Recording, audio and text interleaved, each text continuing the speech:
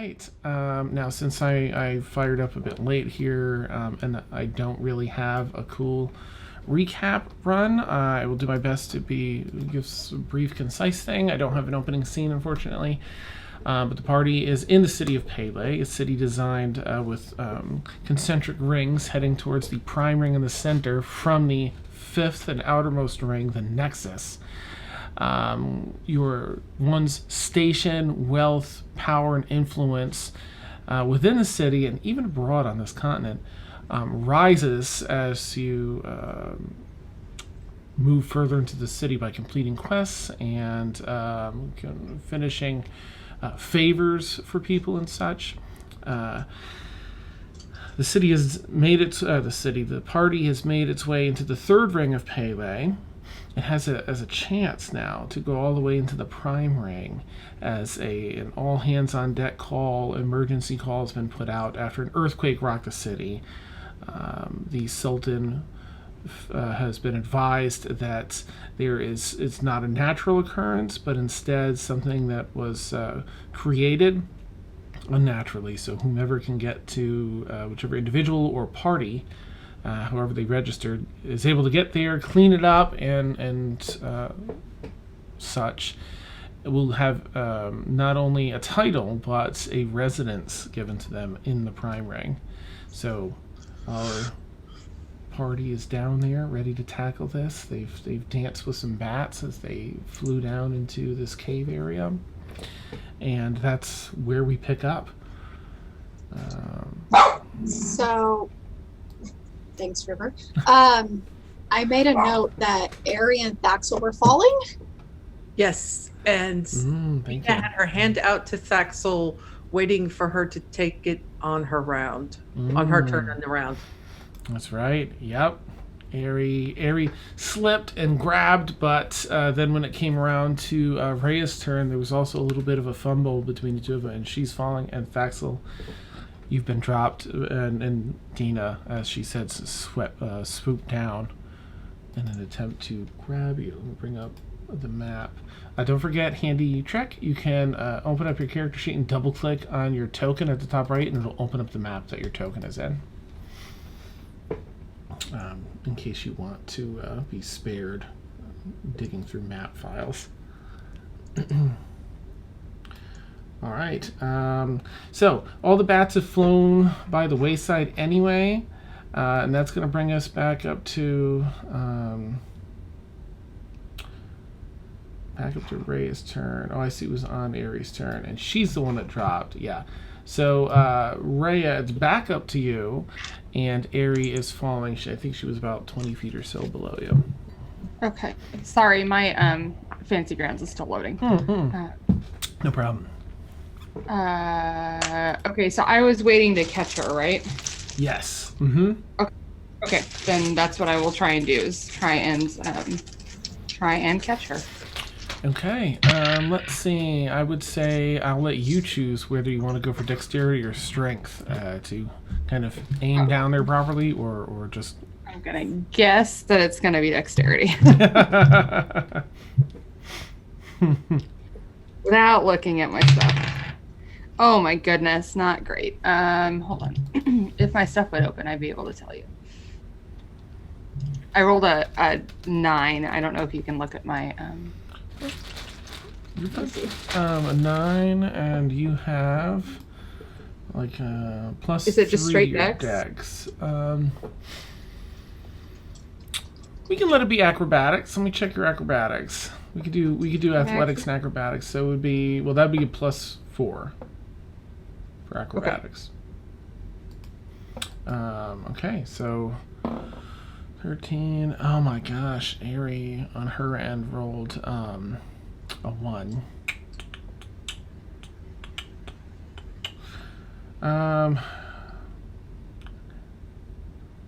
No, you got a 13. So, yeah.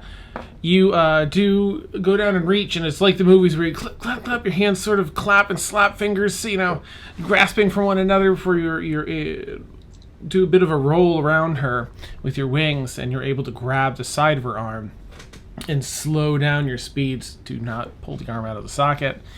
Now hovering about 15 feet off the ground, with Ares safely in your grasp.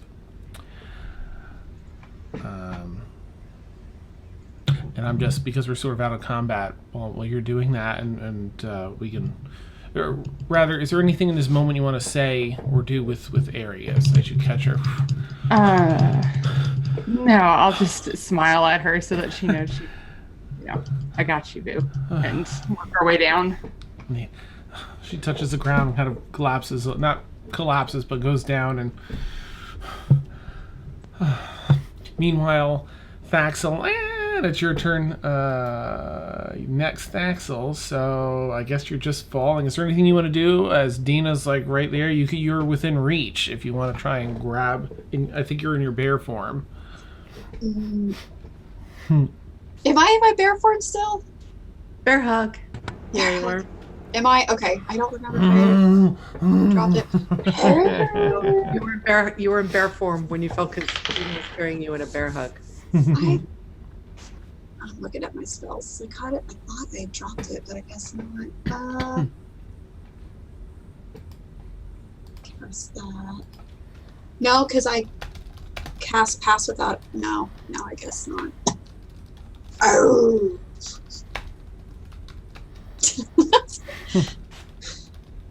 I'm a bird. Please save me. I got you, boo. Yay. Ow. Nice. So are you grabbing for Dina, or are you just sort of waiting for her turn to come around? I'm gonna reach out for Dina. Okay, make a strength check with your bear stats. Oh, wrong one. I'm sorry, strength check? Yes. I'm sorry, athletics, which would be Athletics. if bears have any bonus They to do. athletics. Okay. Yeah. Now, since I still have the exhaustion, it's disadvantage. That's Right. right. Yeah. Yeah, because it's a skill check, right? Okay. Mm-hmm. Yeah, Can I help her in that?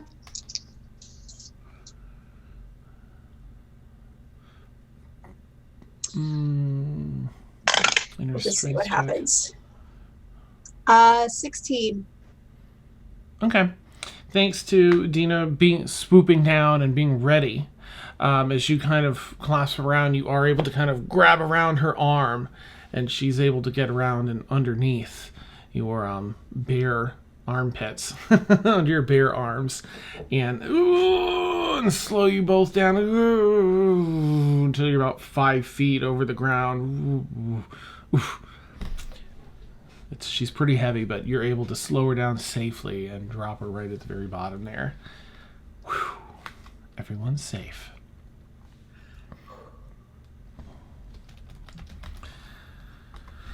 All right. We're all on the ground now? Yeah, I think everyone else will, if everyone is headed down in that direction, you'll definitely make it down there.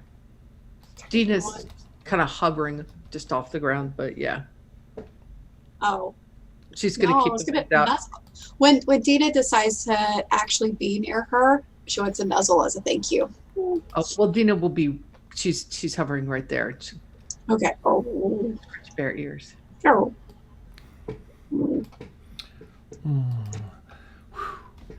All right, and that leaves, let's see, Ray had Aerie, and then it was just Demalagus and Zell on the broom, right? And the two of you made it through that bat storm, as it were, safely. Are you two headed down to the bottom as well? Yeah, we were following Rhea Nice. and everyone to the right. I think it was right inside. Okay. Let me scooch everyone over here. You're all sort of safely tucked around the side of this. And feel free to rearrange your tokens if you think you'd be next to someone else or a little bit differently positioned. Can you send me the map again? I don't have it. Absolutely. Boop. Thank you. No problem. Thank you. No trouble. Let me delete these bats, as all the bats were slaughtered except that last batch. They just continued flying through. Half of them destroyed. All right, you all arrive at the bottom here. Again, there's some luminescent mushrooms and fungi that grow along the side, as well as some luminescent stone. The pathway, it's just two large walls. This is very deep, but it forms almost a complete circle except a passageway, 120 feet tall or whatever it is, into another area where some more of these stones and fungi are glowing. Can we try and move forward stealthily to try, and keep hugging the right all the way around? Sure, go ahead and move your toe. Oh. Tina's not exactly stealthy at the moment with these 10-foot fiery wings. Well, Will my pass without a trace have fallen? No. How long It does lasts for an hour with concentration. Did you cast it when you first went in? Yeah, I think I would have done it before morphing into a bear. you cast it right at the same time that I took my potion, Okay, yeah. but I don't know how long ago that was. And then I turned into a bear when we got into the cave. Oh, okay. If it's all right here when you got into this, because you've been crawling through cave for a couple of hours. Oh, But okay. if it's this part here, like you didn't do it. Oh no, yeah, you turned into bear before you went through that narrow one, huh? No, you'd still have it from that because even before that you were climbing for a while. So we'll say you probably have like 20 minutes left on that. Okay. So, plus 10. Okay, yeah. Woo! Go ahead and roll stealth checks around. Tina's actually just going to kind of stay back behind that wall there until everybody moves forward. She's going to stay right around the edge. So she's at the back of the group, up a little bit. She'll be kind of covering the rear and air support. Okay. 14. All right. Just checking some things super quick. Make sure Zelle's all set here, so she's getting her proper bonuses to rolls. Those should be all set. Nice. It's the list that was different because I had a few things that weren't kosher, so I had to make sure everything was right in the both sorcerer and whatever. So that's what's my spell list is a little wonky Okay. on Fantasy Grounds, but I double checked the stats. The stats should be fine. Neat. Okay, good. All right, so I'm going to very quickly change out your, let's see. Does this have it in,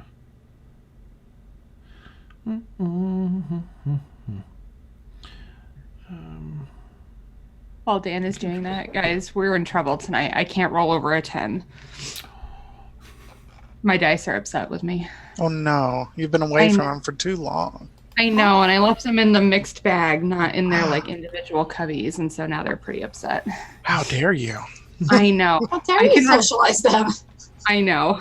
I'll go upstairs during the break and get some sage. We'll get it all taken care of. It'll be all right. There you go. Talk nice to them. Yes. Caress them. Speak lovingly thoughts into their cornered sides, whatever. All right, spells. Here we go. Yep, sorry. I just want to make sure you have access to everything you need. I'm going to clear out the ones you have here real quick, Zell, and then I'm just going to put in the ones that you have on D&D Beyond. Okay, awesome. Yeah, it wouldn't let me like pull over, and it wasn't loading some of the like things, and I'm like, I can't. Of course, right? Yeah. Too much anxiety right now. I don't need to. No worries. Yeah.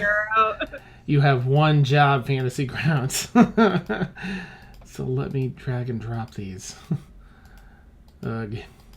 All right, it should be quick and easy work for me though. So I've got it all here. So, all right, we have this, this.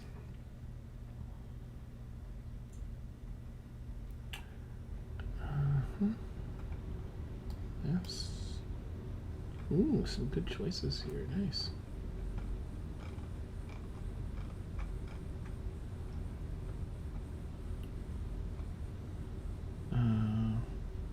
All right, that's from the other thing, so I will get that. And then I'll get that elsewhere too, because that's from your tiefling. All right. I'll get that elsewhere. And that. And that.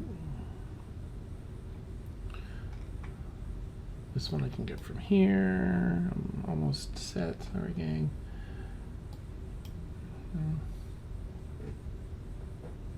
That's from Tiefling.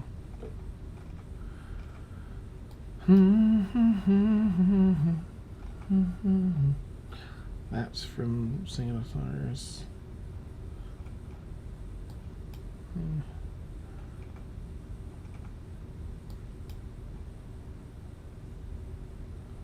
FYI, is anyone injured at the moment in the party? No one took damage, right? Let's take a look. I think that Demalagus took like 2 points. He's got 2 points of damage from something. I don't know. And Aerie has 4, but that's out of a lot. So it's minor boo boos. All right. Now I think that Xanathars is where this really cool sorcerer thing comes from. So. I just have to go there to plug in the last of the things. Or not? Is it not from Xanathars? I know I have a spell or two from that. I forget. Okay. Let me check. Maybe it was Volo's. Nope. Alright, if not those, then I will just get it from elsewhere. That's fine. All right, so I'm gonna plug the rest of these in here. I should probably do that now. Sorry, again, gang. I just want to make sure that we have it set once and for all, so I don't forget. Okay.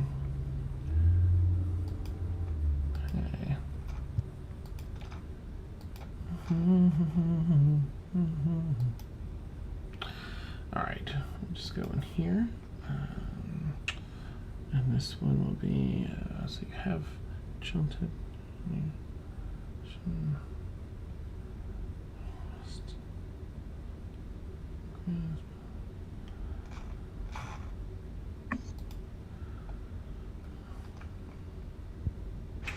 Okay, there's that.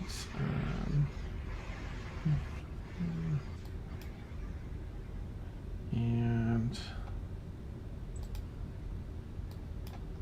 Thaumaturgy from Tiefling, which is one of my favorite fun surprise utility things. Alright, is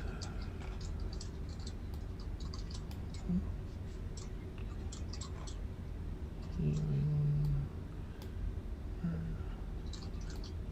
Oh, that's a nasty spell. Just visually. One of these. I don't want to.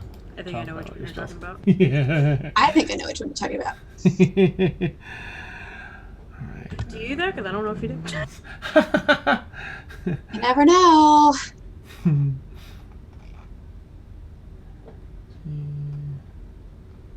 Huh, I thought that was in this list. That's fine. Oh, right, because it's level 2.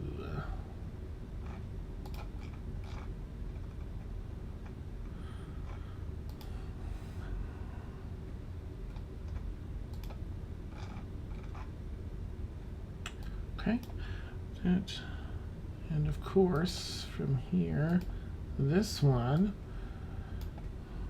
and then you have that, this. I think that's just about it. This comes from here. There's a level 3, and then there aren't any individual. Alright, so the only thing I still need to get you was what? Ah, right. The Tiefling Hellish Rebuke. which is otherwise, I think, a... That's a tiefling. Here we go. And I will tweak that Hellish Rebuke just so it has a reminder of, I think it's like once a day or something, and it's at second level instead of first. It's like a freebie, but it's at second level instead of first or something, so I'll get that part in the future. But, hooray, we've got you all set up. I think that, let me just check third level spell. And, As well, right? what's that? The feet as well. Oh, okay, let's check. Yeah, that's I don't not in. remember what I had before, so that's why. Ah, okay. Do you know what it is? What it is now? Lucky. Ah, perfect. Okay, I'll toss that in here. Feats. Defeat. All right, you now have the lucky feat, and you have your resistance automatically figured in. But if you see me saying anything about fire damage, and we're rolling with dice, I'll probably remember because I play defense a lot. But you're welcome to say, "Is that half, Dan, for for fire damage?" Because you take only half damage from fire because tiefling. All right, Zell, I think you're all set. How exciting! Only took 6 months. Yes. Thanks. Record timing. No kidding. All right. Thank you, everyone, for your patience there. Where are we? Yes, you're all down. Come on, screen. Boop. Down in this cave. It's kind of dim light because it's cavernous, and the light only carries so far from these areas. But as I see, is this Rhea? Okay, Rhea, you're sneaking around that right-hand side, Yes. and looking up at this 120 foot or so natural doorway here, jagged stone on the side, some water trickling down, but the heat down here is incredibly intense, very, very much so.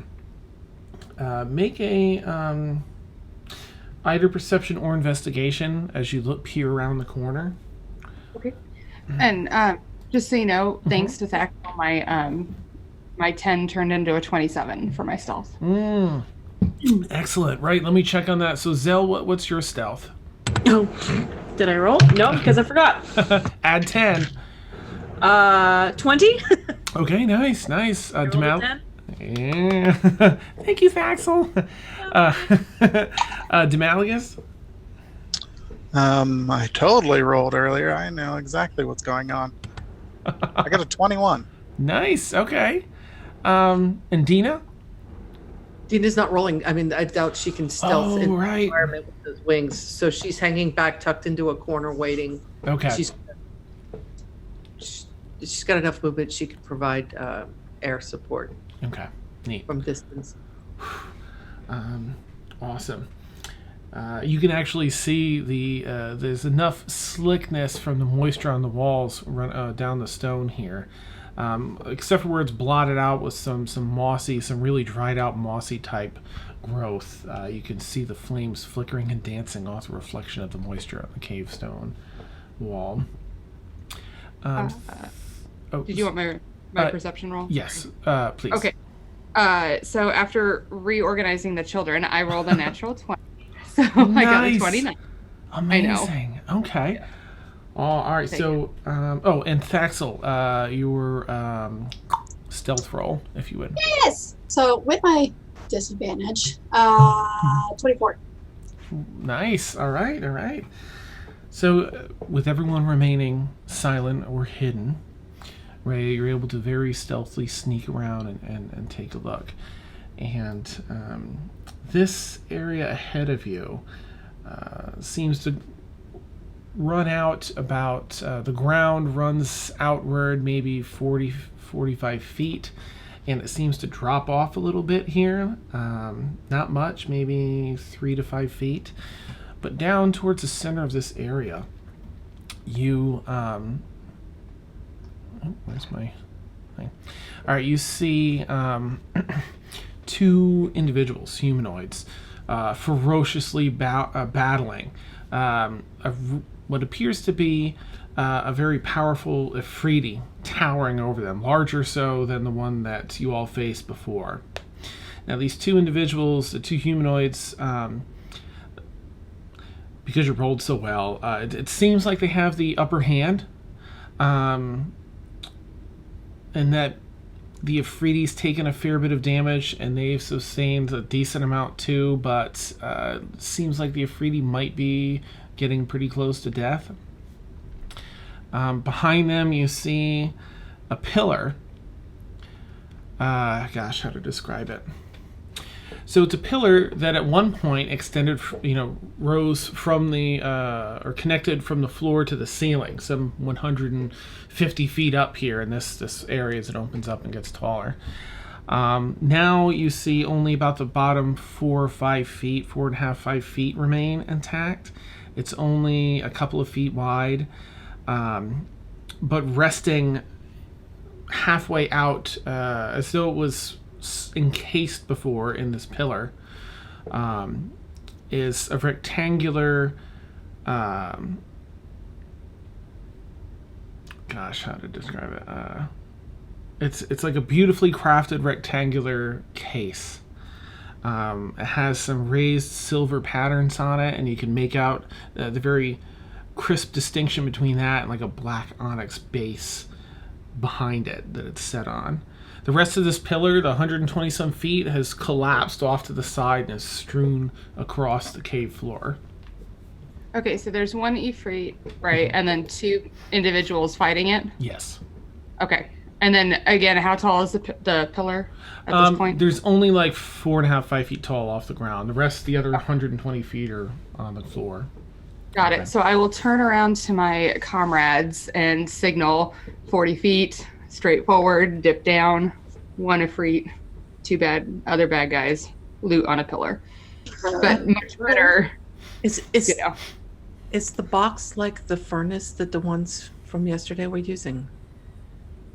Could someone remind me? I was on an airplane. Oh, that's right. There was a furnace when we fought these fiery dwarves and the other Ifrit at the entrance to all of this. They had a furnace with them that was causing all of the heat damage that was responsible for all the Constitution stuff. Got it. Okay. Okay. Does it look like that furnace from yesterday? Dan, does it look like that furnace? It does not. Okay. No, it does not. It has inlay. It's a little fancy. Right. So they all look engaged, right? So if we tried to go in there right now, they wouldn't necessarily see us because we're being stealthy. You can try. Okay. Do we want to go, guys? Let's do this. Okay. Can I Way up. can I make some like motions with my big grizzly paws, like, "Grr"? Should I stay in bear form? Grr. Grr. Grr. Grr. Do we understand her? You've traveled with Faxel for a while. I think it's a fairly base thing. So yeah, I'll say you get the gist. Yeah, maybe stay in bear form. As long as you can. Keep you healthy. Okay. Just in case. Okay. Well then, I'm going in, and I'm going to focus on the Ifrit. Okay. All right, they're all in the center of the next room. I will draw the X for now, and then I'll get the thing out just so you can see where it's at. Does everyone else seem like they're going to go with me? You I'm guys right coming? behind her. And Dina's going to go up high. She's Okay. going to be at least 60 feet off the ground, if not higher. Okay. Got it. All right, go ahead and move your tokens and to where you'd like, up to your double dash speed. You won't lose a turn or anything. That'll just be how far you go while I clean up the combat tracker and get rid of the batsies. Goodbye, sweet bats.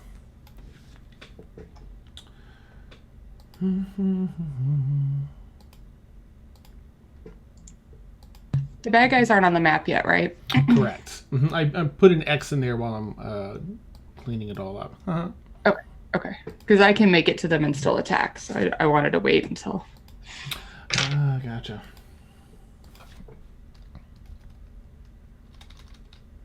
Every square is 5 feet, right? Yes. Yes. All right.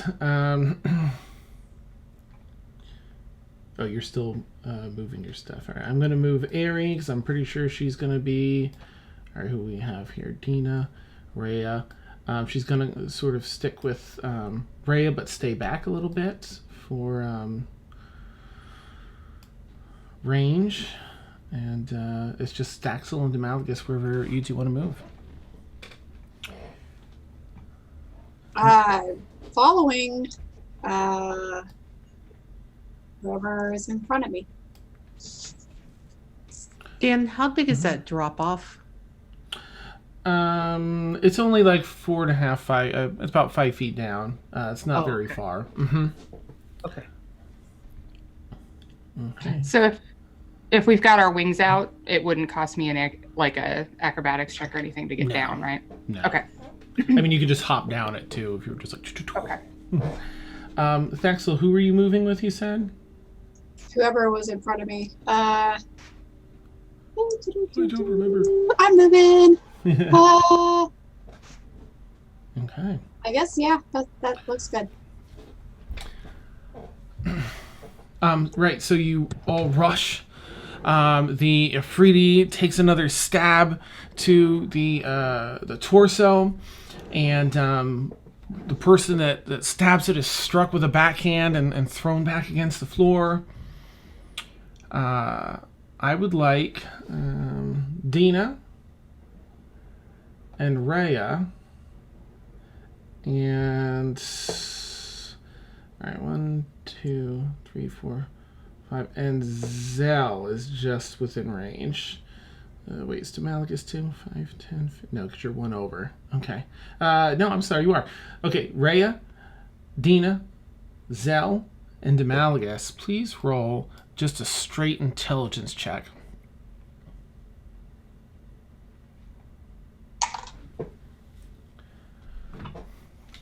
As you witness and assess the battle at hand. 14. Okay. I had a 16. 16. Demalagus? 11. Okay. And Rhea? Ooh. 5. Okay. Zell. All right, so the rest of you, everyone aside from Zell, you see this intense battle at hand. It still looks like the Ifriti is pretty close to death. The guy that was just struck looks a little worse for wear. And the other humanoid, an elven person, appears to be in a little bit better condition than his compatriot. Zell, as you assess this, something just doesn't sit right. You peer through this with a careful eye and realize the movements aren't right. Like they're faking it? It's an illusion. Okay, I'll like the second I realize that, she'll immediately scream for Rhea, who's the farthest out. She'll just scream, "It's illusion! Get back! Move back! Like just as loud as she can to get her attention. She doesn't care about stealth at this moment. Everyone make a dex saving throw. This doesn't count towards the disadvantage, right? Because it's a saving throw? Correct. Okay. Dex save? Yes. 18. 22. Wow, nice. Okay. First 17 of the night. Whew. All right, so we have Dina, we have Zell, Thaxel. 4. Ooh, okay. I rolled a 17 as well. +1 for 18. Ooh, 17. There you go. Rhea? You said it was a saving throw, right? Yes, please. Okay. 24. Woo, nice. And Demalagus? 13. Okay. Let me just roll for Ari here real quick like. Okay, 13 for Aerie. All right. So who did not get a 13 or higher? Just Thaxel? Thaxel. Sorry. No problem. So everybody that's got so everyone else can move up to, let's see, it's 30 feet or whatever your movement speed is. You can move away from this area up to your movement speed if you want, as a reaction here, as the ground begins to quake and tremble.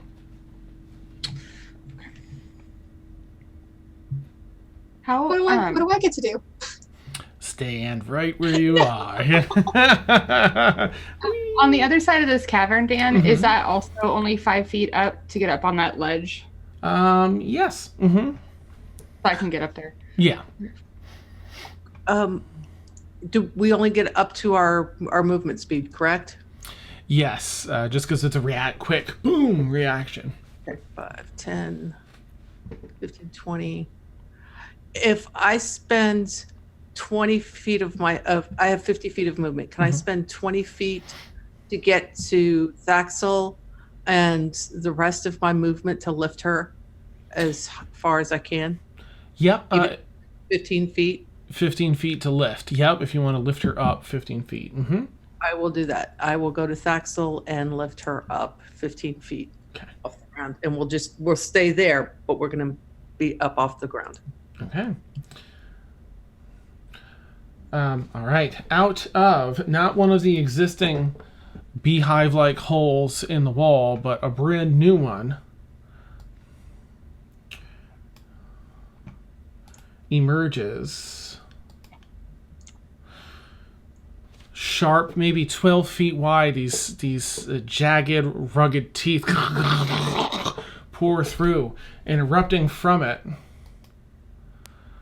a massive purple hueish worm twists and curls up, filling a large section of this cavern, as these are gargantuan. That's so exciting. Behind it is the pillar. Isn't not part of the illusion. That's really there. Thax will make a quick perception check in all the hubbub as you rushed out here. Okay. Move my perception.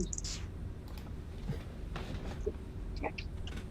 I'll get this again. Oh, hello. That would be a 21. Okay. So two things. First, I just want to show y'all what gargantuan looks like. So down here is a small, medium creature is what most of you are.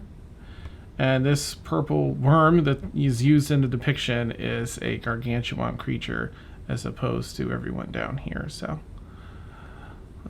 yay, that's what has arrived.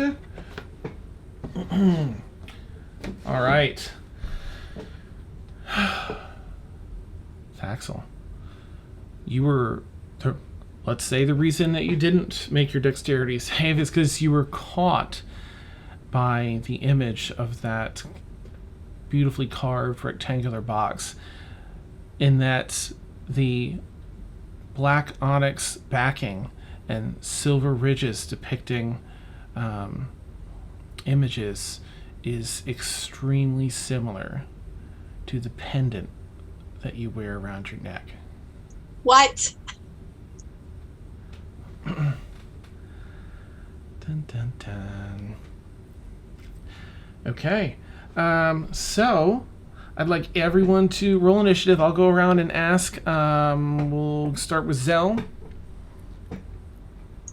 And the initiative is not disadvantaged. It's only just the ability checks, right? I'm going to ask at least 20 times before. Right. The ability checks for you, yeah. Mm-hmm. Okay. Because you're only one level exhaustion, right? Yes. Yeah, I thought it was ability checks. Okay. For my initiative, it's 18. Okay. Oop, all right, finishing rounds. It's like, I'm thinking about it. All right, there we go. Okay, so we have Zell at 18. Demalagus? Big shock. 17. Oh, no! Dina. Dirty 20. Okay, nice. Thaxel. 25. Woo-hoo! And Rhea. I think it's 32, but Fantasy Grounds just quit on me, so I think it's 32 if I did my math right. Okay, neat. All right, let me roll for Ari here. See where she Basically, goes she's in. first. I rolled a 1 for Ari. I'm so sorry, Ari. All right, let's roll for. That's a 1. Okay, did not do that well. All right, let me. You might have to reshare the map with me, Dan. I'm so Oh, sorry. no, it's not a problem. Let me know. Let me know when you pop back in, and I'll share it back out. It's really easy for me to do. Okay. Okay, so at the top is Rhea. My character selection still isn't up yet. Sorry. Oh, no problem. Can I run out? I'm sure I can get to it with a bonus action dash, right? Let's see, 5, 10, 15, 20, 25. It's 25 feet away from you. It's so massive. It's only 25 feet. You can get away. You can get over to it just with your regular speed. Isn't my regular speed halved, though? Because I have a point of exhaustion. Sorry, I'm do you trying have to 2 be... points? Yeah, you do, don't you? I'm pretty sure I have That's the last 2. one. Yes, your speed is halved. That's okay. But I can get there with bonus action dash, right? Yes. Mm-hmm. Okay. Then I will bonus action dash and take 2 swipes at the mother. Okay. And let's see here. I'll be right back. Ooh. I don't know what my...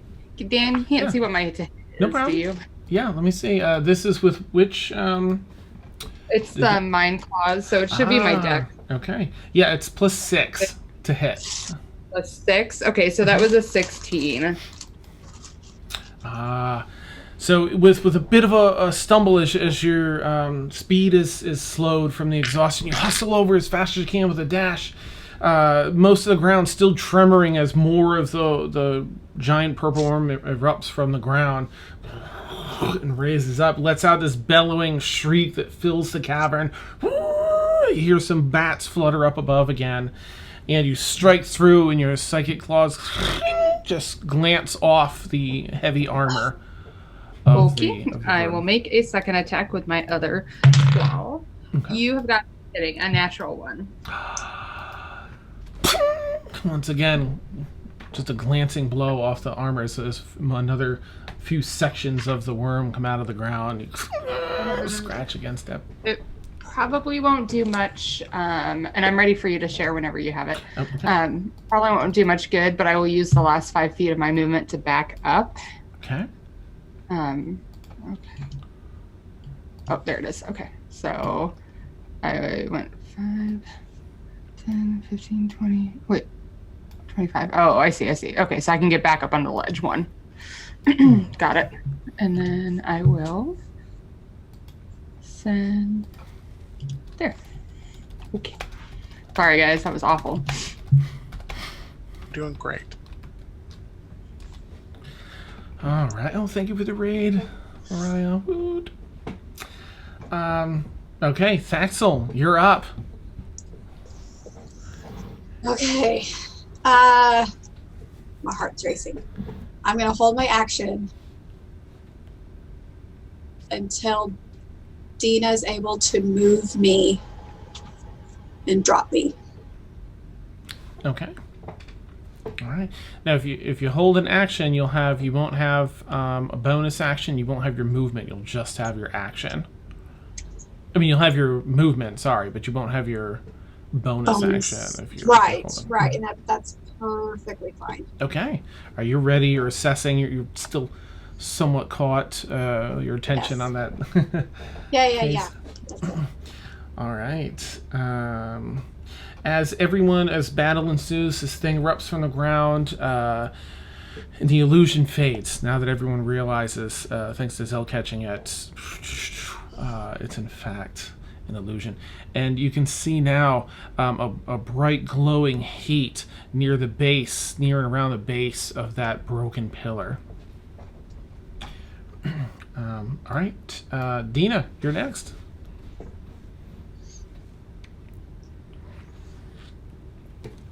Sorry, eventually I'll figure out how to unmute myself. So Dina is going to, being already up in the air, she's going to carry Thaxel over to above the purple worm. Okay. And as she swoops down, she's going to drop Thaxel onto the back of it, right behind its head. Okay. And then she's going to swoop off. Now that would be my movement and a bonus action, so I can still make an attack. Yes. Okay. So let's see, 5, 10, 15, 20, 25, 30, 35, 40. That still gives her 10 feet of movement. And then from there, she is going to cast, let's do the purple worm. Let's do a scorching ray at it. Okay.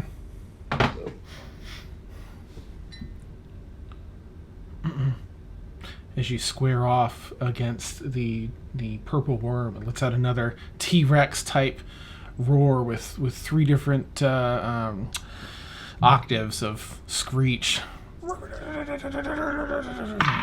Teeth. Okay, I'm gonna guess that the nat 1 doesn't hit. 12? Does a 12 hit? Doesn't. Nope. That one. Does a 19 hit? 19 hits. Yep. All right, so that's 2d6. 10 plus 15 points of fire damage, and Dina becomes engulfed in flames. Nice. All right. It doesn't have any things like that. Okay. All right. 15, you said? Mm-hmm. All right. And she's still probably a good 20.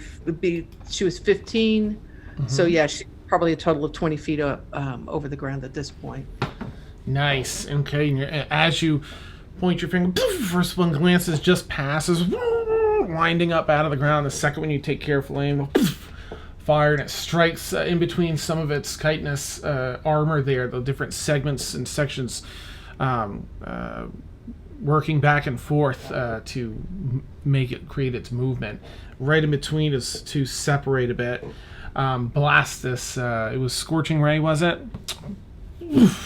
This other pinpoint arc of fire. And as your wings just, your flame engulfs you, and your wings as well fire out these fiery dragon wings behind you. Anything else for Dina this turn? Okay.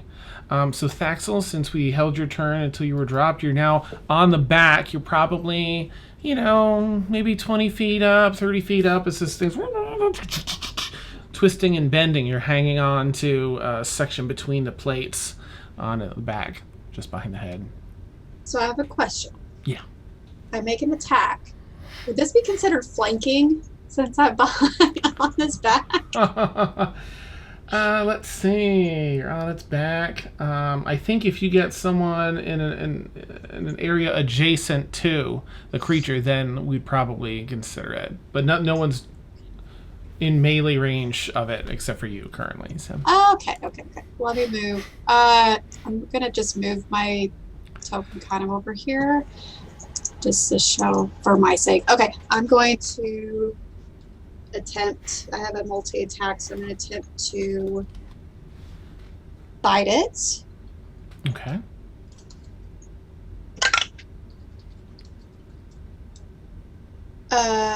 Dirty 20. That hits. Okay, and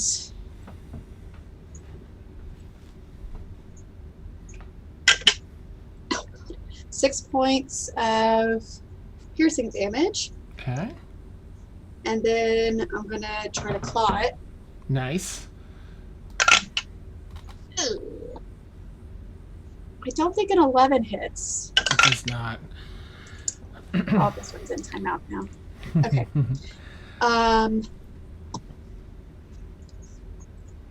I still have movement. I have 40 feet, so I'm going to try to climb down. Okay. I don't want to necessarily get out of its range, Mhm. but I want to climb off of it. Okay. Kind of like here-ish? Is that still it Perfect. is? That's exactly, because it'll be about 30 feet down, 25, 30 feet down off its back. So Okay. you can be Okay. right next to it. Okay. Woo!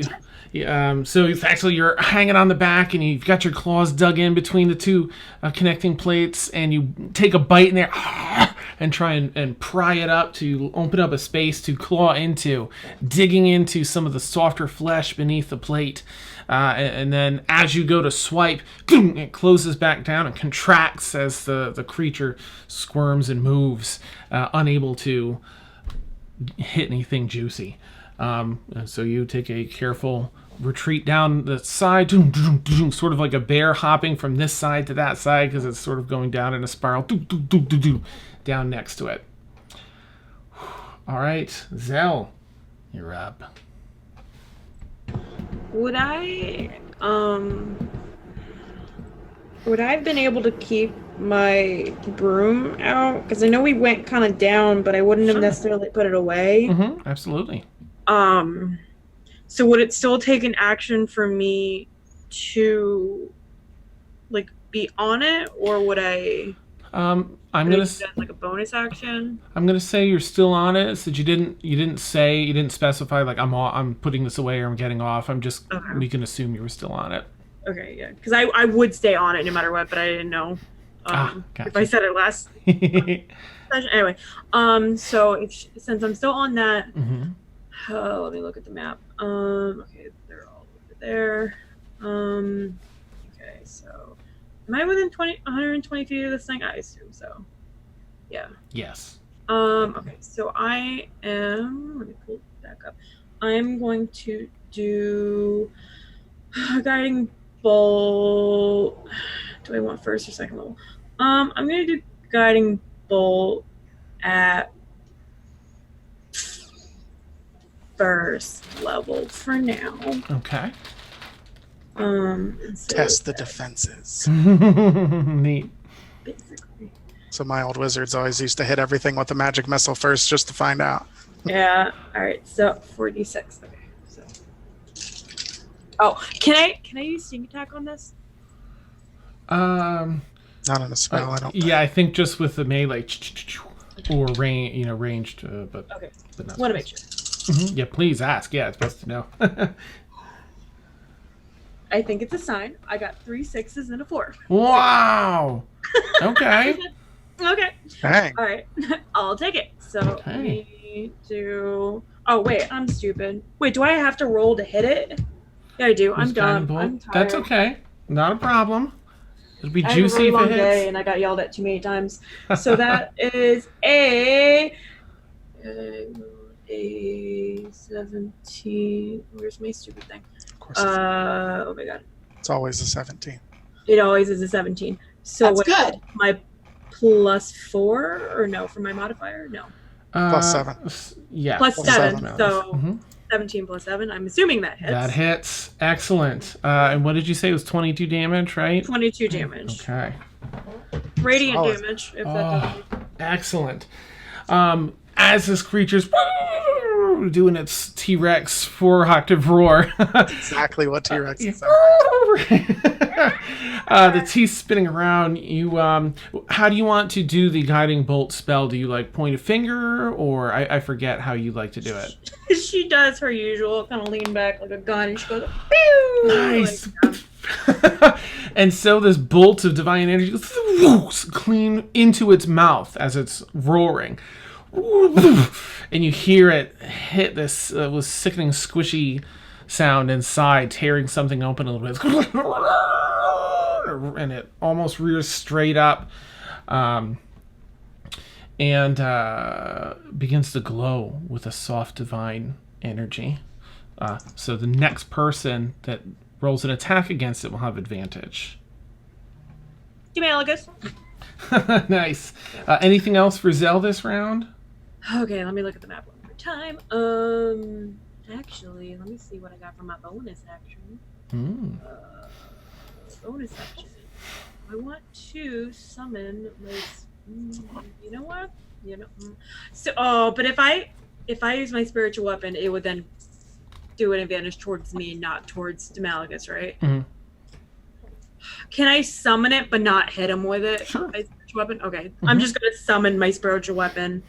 Which takes the form of. Well, I've done a shield and I've done a dildo. We're gonna go from there. Oh God, what's it gonna be? What do worms? A cupcake. I was gonna say, what do worms hate? No, you know what? It's gonna be. Hooks. I was gonna say boot, but you know what? Hooks is funnier. It's gonna be a big, massive, pointy, silvery hook. Nice. Very sharp, very intimidating. Beautiful. A giant hook with a little bit of fishing line that fades into nothing. Swings down. Hooks. That's awesome. All right, that brings us over to Demalagus. I have a couple of quick questions. Sure. So, see, I was riding on the broom with her. Mm-hmm. Did I get off the broom, or am I still on the broom flying around with her? That's up to you. Because there was time to do that. So I'll let you choose. I mean... I would have assumed you were staying with me no matter what, so I would have assumed you... Yeah, I don't think I would have gotten off of it. Yeah. Okay. Okay, so I guess I'm flying around with her. Okay. In that case, probably have a pretty good angle on this thing, and since she's blasting it with magic, I guess I could do the same thing.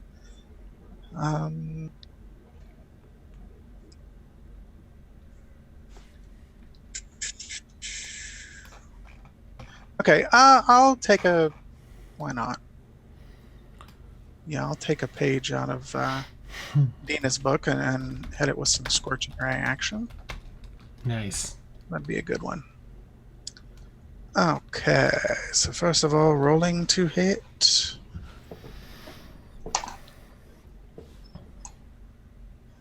All right. So 14 versus 22. I think there's 3 bolts, is that right? Yes. Yeah. Okay. And I got to roll separately for each one. Okay. Correct. Yes. Here we go. 1 hit. I rolled a 14 again. Okay. So Nice. that's another 22. And I rolled dang, I'm on fire. 15. I'm going to stick with this Nice. die. Okay. Do it. No 17s, but I'll take it. So that's 3 hits. Each one does 2d6, correct? Yes.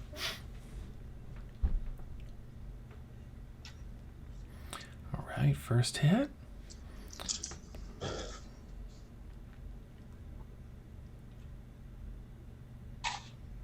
Okay, let's see if we can do anywhere near as good as Okari. Probably not. What I like about this is that because it's all happening at the same time, you two are doing these attacks like in tandem. So Kari goes pew pew, and you point your finger like. Poof, poof, poof. I can do this too. No. Teamwork makes the dream work.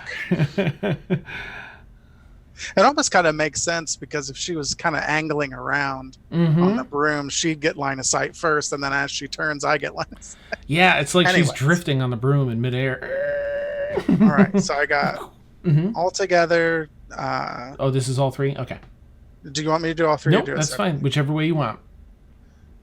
10, 20, and then 26 points. Beautiful. All right. Punch that in here. Wait, did you say 10, 20, and then 6? No, 26 altogether. Sorry, Okay. I was adding in my brain, Okay. and it came out my mouth. So I Awesome. was like, that would be 36. That would be dope, but no, I didn't do that Neat. much damage. Sorry. So you unleash yours just after Zelkari pew pew fires her her blast out, also converging just behind the guiding bolt into the creature's mouth, striking different parts, knocking a chip of tooth out here, and you see the inside and almost the base, what might be the neck, sort of shaking violently in a kind of way as it's aching and reeling from the pain of these all the onslaught from everybody. Anything else from Demalagus on this? Yep, Okay. because Zell had mentioned earlier, well, screamed sort of right next to my head, that there was an illusion. I'm going to also kick off my True Sight. Ah, okay, neat. See if there are any more illusions I can see through. All right. Let's see. I should have done that first, but it's I forgot. I was excited to get to the attack because she gave me the... Yeah. And I didn't even roll advantage on the first roll. Oops. I was gonna say, did you roll advantage? Well, didn't why don't need you it. roll again, just in case it's a 20? Oh, yes. Okay, same die. Let's see what happens. Ms., what did I roll? 17. That's right. Awesome. It's that kind of night. Yeah. I really do want to make Steph's 17 is like my Twitter background for a while or something. I just rolled a 17 too, just for the hell of it. Oh, stop it. Magic of 7. What? The magic of 17. All right, let's see. So, where were you? Did that? Oh, in your True Sight, you're activating. So you can still see faintly the illusion, of this Afridi, very faintly now, as you all recognize it as an illusion. The logic, the validity of it dissipates, but there's still like an after image of this little battle sort of stuck in a loop going on.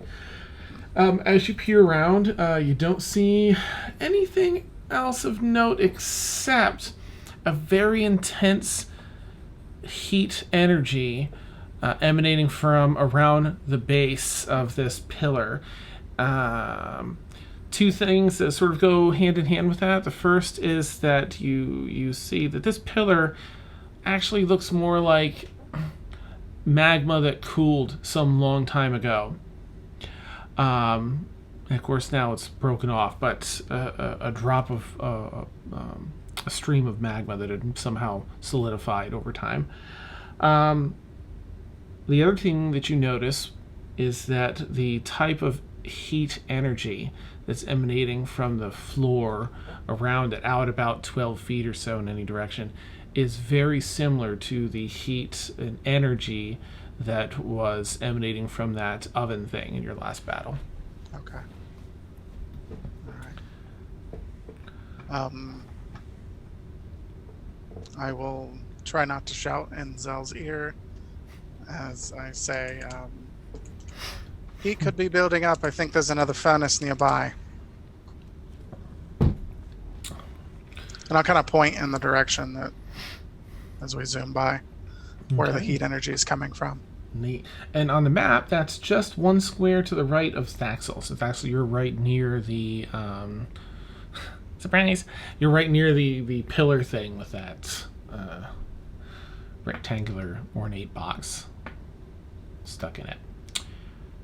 All right.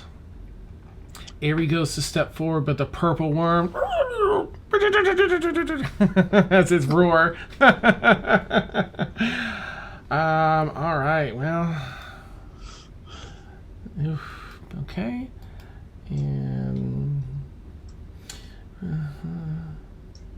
interesting. All right, but not yet. So, you know what? I took out a die because I don't want to have to. This is just a creature that goes after things, so I'm using a die to determine who it's going to attack. This is Thaxel. Thaxel first. Okay. So it comes down to rears around as Ares running and turns and bends down towards you to bite you with its 12-foot wide maw of a bunch of jagged teeth, sort of oscillating in a bit of a circle. It rolled a natural 20. Shut up. Oh my gosh. Oh, no.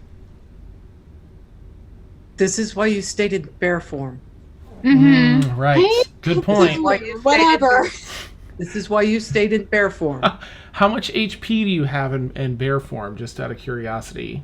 I have 31 left in bear form because I didn't take damage earlier. Okay. It deals 43 points of damage. How much did you have in bear again? 31.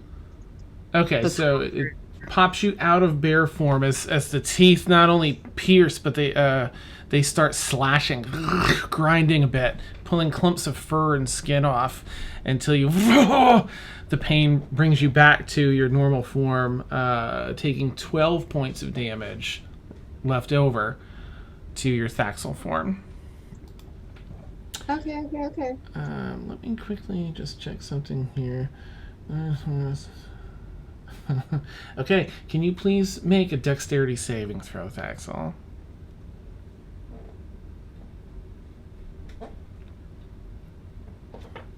$15. You are swallowed Fuck! by the worm. You pass by the teeth, and you get constricted as you feel yourself moving down this. Alright, you are a swallowed creature is blinded and restrained. It has total cover against attacks from other effects outside the worm, though. And then some bad news at the start of your turn. If the worm, well, I guess you'll figure that out. Okay, alright, neat. So there's some cool hope things. Alright. It pulls out of this hole and lays down on its side as it pulls its tail out, and this huge stinger is on the back end, and it swipes around. No, you can't do that because that's Thaxel. I'm going to change the die because it just rolled Thaxel 3 times in a row. And That has it out for me. That's not cool. we don't need that. Okay. This one's Dina. It swings its stinger around at Dina. Please, me. Nice. Let me find your token. Okay. 31 comes across with its or is this a 31, you said? yes, yep, this would be like a bee, like a pierce. Okay, and it immediately takes 8 points of fire damage Oh, okay. Neat. because I am engulfed in flames. My little Nice. 8 points, you saying? 8 points of fire damage, Okay. and my reaction is to hellish rebuke the shit out of this thing. Nice. Okay, Um, I'm gonna have it roll its damage, and then. It needs to roll a dex save, DC 16. Okay. I'm gonna have it so the stinger pierces through 22 points of piercing damage. Okay. And if you can roll a Constitution saving throw, because I think the reaction's after it does its. Yep. Um, Oh, thank you, baby. That is a 23. oh, this is a tough 18 on the save. dice. It goes to inject some poison that just fires out as it clipped the side of your torso, and the stinger ejected from your back. So it fires out some poison that just splashes on the stone below you. Go ahead and fire up your damage for your hellish Okay. rebuke. Yeah, it needs to make a DC 16 dexterity save. Okay. Dex saving throw. I have to think it's Dex is so bad. All right. That is a 3. That's a 3. Yes, so a fail. So it's going to. Sorry, No problem. I just had it open. Oh, there it is. Yep. 2d10 fire damage. So it's going to take 9 plus another 14 points of another 14 points of fire damage. Okay. And what do you want your hellish rebuke to look like as you fire this damage back? Her dragon wings sweep forward, and the hellish rebuke comes from the dragon wings in a line, just barreling into it, just bearing into it. Nice. Excellent. And that just scorches, even though it has this tough hide, it leaves this giant scorch mark down like 15 feet of its side. And it writhes over a bit in pain. Yeah, all right, that's all it can do for this turn. And that brings us to Aerie. Let's see, Aerie. I feel like seeing how crazy town this thing is, she's going to do her best to light something up here. Oh, that's interesting.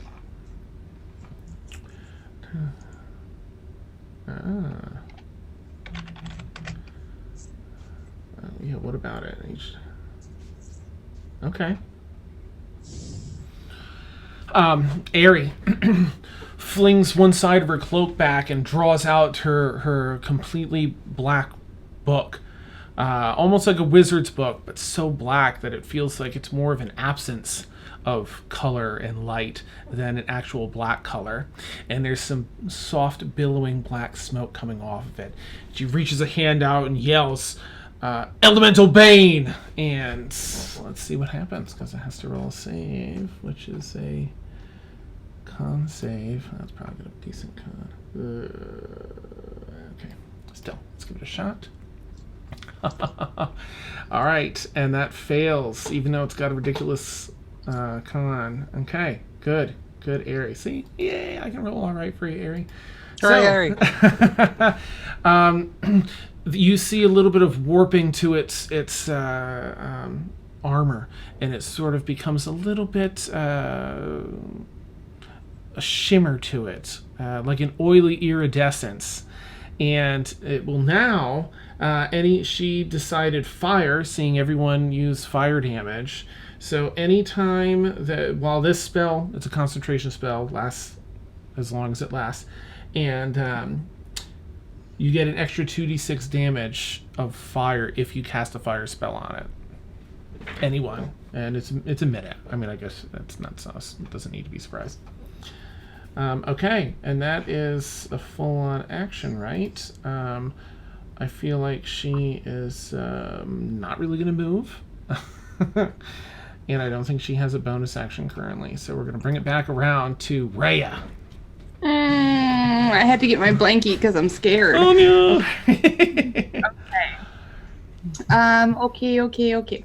She is going to move 5 feet. So I can... Right there, right? Like I'm within range of it now, Absolutely. right? Yep. Okay. Then I don't need to use my bonus action, so I'm going to take 3 swipes with my claws. Oh, nice. Okay. So first one is 15 on the first one.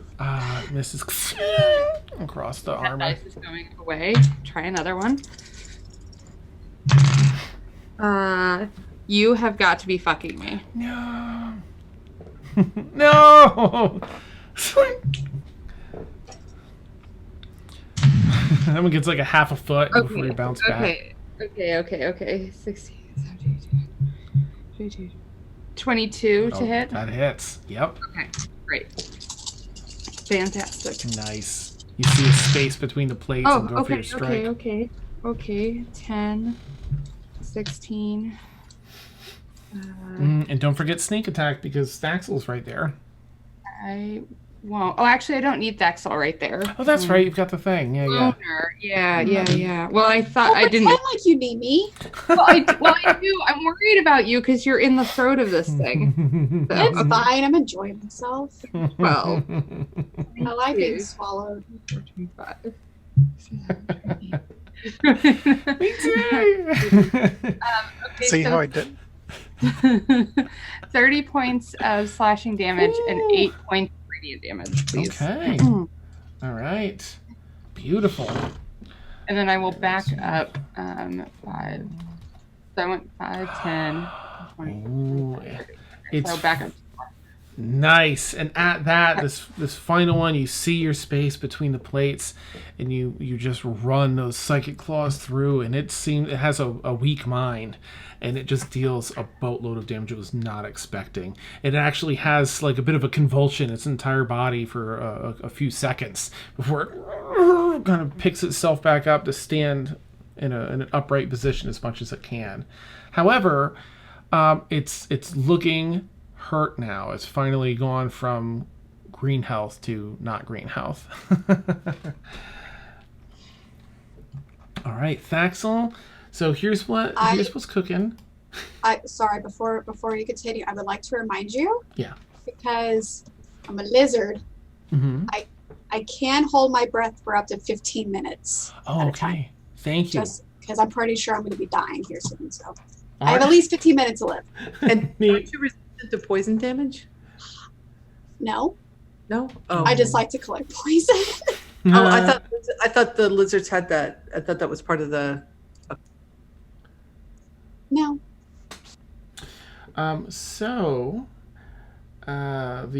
Because of the amount of damage, which I won't say what it actually is, but the amount of damage that was just delivered to it, it needs to make its own save. Oh my gosh, are you kidding me? Okay, it makes it save, just barely. That's kind of ridiculous. You see it retch a little bit and then go back to normal. Let's add another roar kind of thing. However, for anyone astute, they would have noticed that whopping amount of damage was enough to cause it to almost eject the contents of its stomach. All right, so unfortunately at the start of your turn, Thaxel, you need to... Oh, no, there's no roll. You just take it. Okay. But I'll let you roll the damage. How's that? Why? You want me to roll it? I'll roll it. No, don't do that. Wait, what's the... Oh, God. This is It's 66. And this is acid. Do you have any resistance to acid? I have resistance to nothing. Okay. Just go. I can't. Just do it.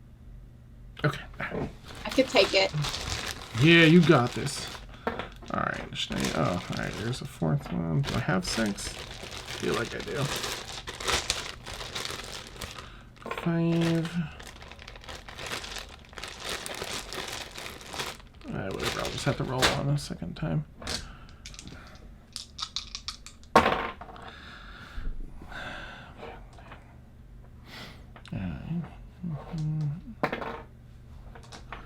Okay, it's 25 points of damage, of acid damage, as all the digestive fluids start eating away and at your scales and through parts of the flesh. You feel it just burning across one entire eye and down the front of your face. Ew. Sorry. All right, so what does that bring you to? You were at... I'm at 39. 39. Okay, thank you. I wanted to correct it because it had the bear form thing in there. Okay, 39. So still intact. Now, I believe that at the end of your...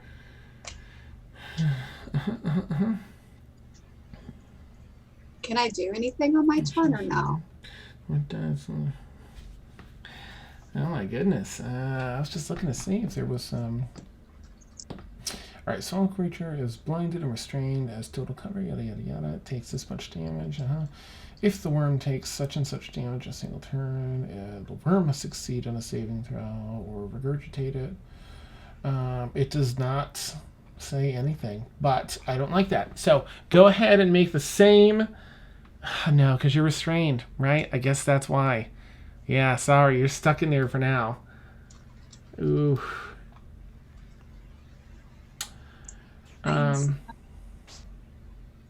Make, just because, make a strength saving throw. It's going to be a really high DC because typically it wouldn't be anything, but I don't like that. Okay. For our level. Strength saving. Mm-hmm. I'm going to use lucky. Oh, okay. I don't like that. If there are any subscribers in chat that want to give their subscriber exactly what I was about to die say. to Thaxel, which is a Can 1d12. I subscribe? Can I do it myself? Absolutely. Do it. Okay. Well, I use lucky, so I'll roll again and then Okay. add what? It'd just be another. Oh, it'd be a 1d12 for your inspiration, your subscriber inspiration. Yeah. Okay. That was a 19, but I'm not done. Okay. Okay, 19. 19. You're wriggling inside and fighting. You feel 25. Okay, it is a high DC, but that does make it. You manage to twist your claws to the outside and start scraping along the inside, forcing it to do it at a disadvantage. There I we do go. have pretty amazing claws. And you're ejected from the giant worm's stomach, its 12-foot mouth. You fall out. What is it? It's 10 feet away, and you're prone. So you can move. Let's see. It was actually no, it was facing them. Yeah. So you're actually spit on this other side, 10 feet away here, and you're prone. So that's just half movement to stand up next turn. Okay. But you were free. So Zelkari, Demalgus, and Aerie, you all kind of see her expelled, and as she kind of stands up, it is a scary freaking sight. As you can see the muscles, the musculature, the striations of actual muscle that run through her cheek, where her cheek is where the scales used to be, and it's this huge section just completely eaten away, still little bits flaking and falling off as it finishes its damage. Down her arms and everything, same thing. There's blood. There's a mucousy sort of body's trying to recover from this. There's a bit of a mucousy fluid on those parts that are worn down, and it stings, Thaxel. It stings. But you're free. You're free. You did it. I'm free. All right. That was my bonus action. I'm free. Nice. All right, Dina, you're up. All right, that inspiration die, that we can use that on attacks, correct? Absolutely. Yep. Excellent. Chromatic orbit, 3rd level. Fire. Okay. So that's a 16. Will a 16 hit? Oh, it doesn't. Okay, so D12 plus another 7 for 23. Okay, that hits. Yep. All right, so we're going to start with my 5d8 of damage from the 3rd level chromatic orb. Okay. Which is fire. Oh, yeah. Okay, so don't forget. Okay, yeah, then the Yep. extra 2d6. So 15 plus my 5 is 20, 12, 32, 40. Another 9 is 41 points of fire damage. Woo! Nice. All right. Let's up to And that. she is glowing, Oh, nice. just incandescent as she hovers over this thing.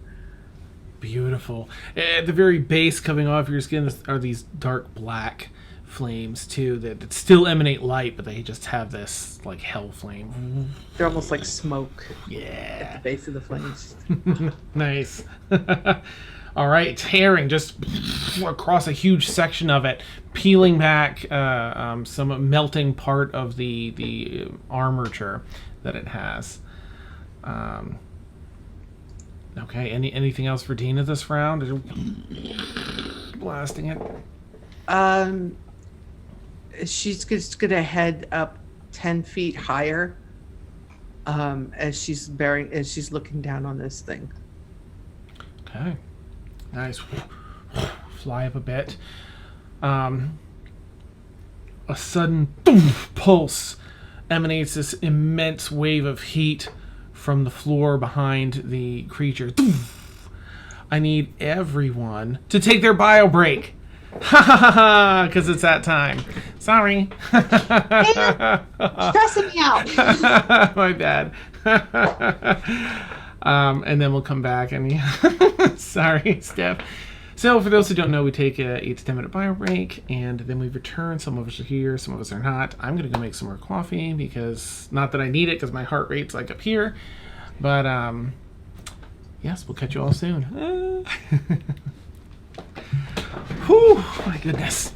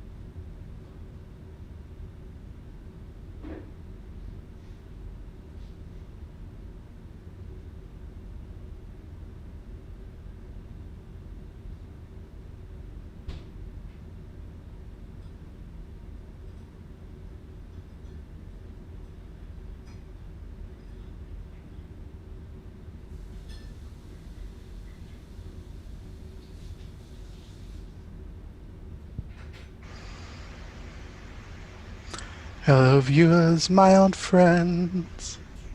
I've come to talk to you again. But I'm a bit disappointed. I know, Miz. So, news that you'll be disappointed by. So, went out to the mailbox. I was all excited because you know how they were supposed to deliver your stickers and stuff. And then they left a note and said you have to sign for them. And then I signed the back and said you can leave it because that's what the instructions on the little slip said. And it said leave it in your mailbox. And I did. And guess what? They're not there. Today, just done. Just done. I did not grab the vodka yet. If things go any more south, getting tore up from the floor up. I'm kidding. I'm fine. It's been a rough day. Yep. You say that again. We've both had rough days today. Yep. Has been great. You're fired today. Fired.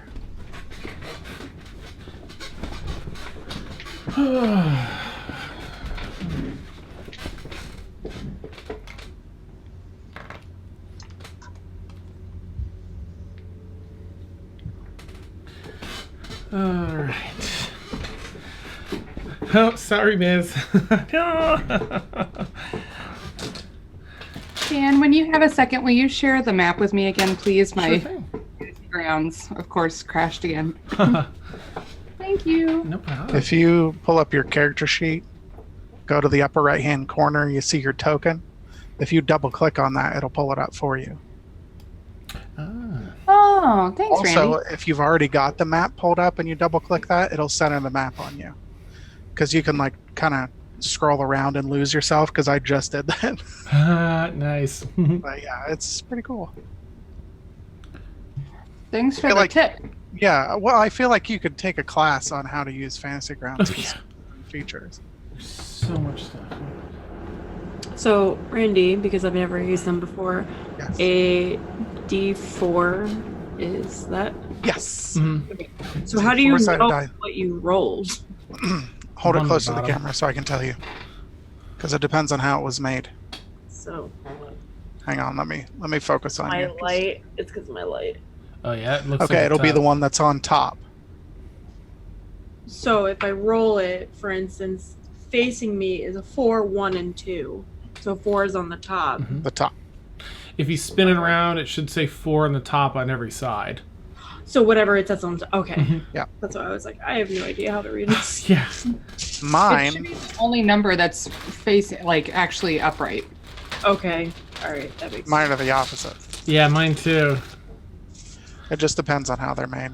Be like I don't really have a preference. I've used both 4. for my whole gaming career, 15 plus years, so I don't really think twice about it, but I know some gamers it really bothers them if it's not their preference. Like they won't even buy a whole set, even if they love all the other dice and all the colors, if the D4 number is not either top or bottom, whichever they like. But what a shock, gamers are picky. Nice. We're picky? Yeah, who knew? It's picky. We're picky. I got more beer and should be good in a minute.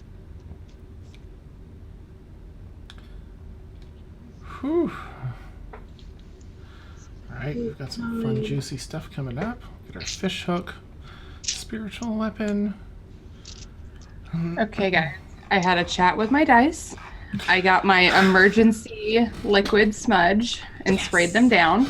They are currently sitting and relaxing. Nice. The dice juju is real in this house. Excellent. That's so cool. As it should Advantage mine to the other bag, the unwanted dice. I have them all lined up and they're all on 20 so that they're being trained on what to do. Nice. Oh, cool, Randy. Yeah, I have pretty dice. they are. Just bragging. Nice. They're so pretty. All right, looks like, GameScience.com. ooh, go check them out. Sponsor us. No, just kidding. All right, I'm Yeah, going. Game to... Science makes some like old school dice that used to come with the original D&D sets. Wow, really? My Yeah. husband loved this set. Oh yeah, yeah, they're great, right? They're a little bit different than any other dice you'll get. So unless you have one of those old sets. This is my latest set that I Oh, want that's to make gorgeous. from Dice Envy. Okay. It's like gold flecks inside. Yep. That's Yeah. awesome. All right, in chat, I'm going to put out this little tweedly deedly deet. So, any viewers, if you want, first of all, thank you for the cheer, Victoria. Appreciate it. Yay. And so this link here is just a predefined tweet. It'll bring you to your Twitter page to edit it in any way you see fit before sending it out. You certainly don't have to, but it's one of the ways that you can help support us. In case you're not able to cheer or subscribe or anything like that, that's still a wonderful way to help. So I'm going to do a little tweet myself just saying that we are back from our break, and then we can actually be back from our break. Dan, I don't Yeah. know if Twitter changed it, but if you want to tag someone at the beginning of a tweet, put period and then at whatever. Oh. Otherwise, the first at will not work. Really? I believe Okay. it still works that way. I don't It know. will, yeah, it'll only at that person, not. Gotcha. Yeah, it's Okay. screwy. Thank you, Ms. Thank you. I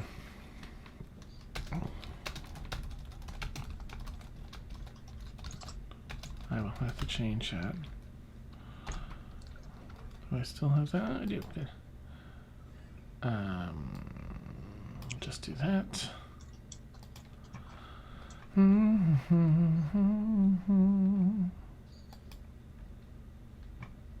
Oh, thank you, Randy. Thank you, excellent. Thank you, Cleric. Yay. Okay. Although it says Stormfall. It's the preview. I know. I like to put a picture in there usually, and I completely blanked. Yeah. Whatever, favorites. Oh. If it's any consolation, the Stormfall one secures Lament. So Good. Good. It evens out in the end, I guess. Oh, Cooler Ranch Doritos. I love those. All right. Sorry, getting sidetracked. My bad. Right. So, if everyone can please roll a Constitution saving throw as the burst of heat, the wave of heat washes over everyone. Well, shit, here we go again. 15. I'm spending another lucky point. I did not like what I rolled. Okay. I got a 21. Thank you, Zoe. Better. 18. Okay. Rhea? 14. Demalacus? 8.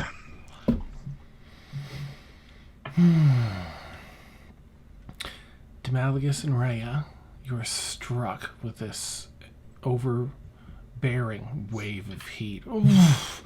So intense that you feel like you're cooking in your skin.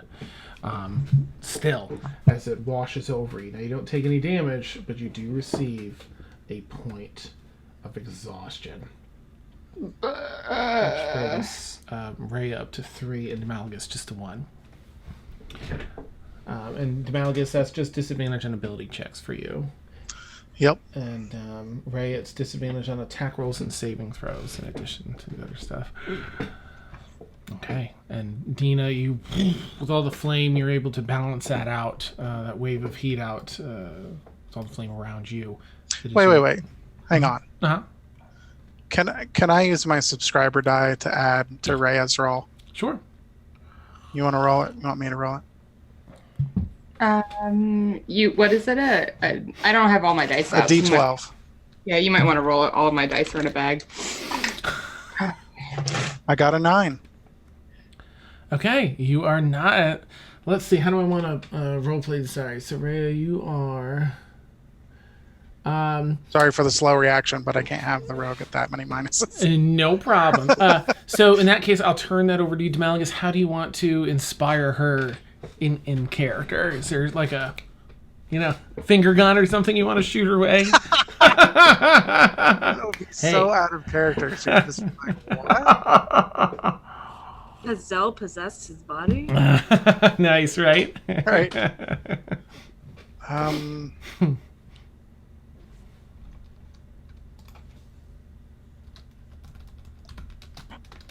Let's see.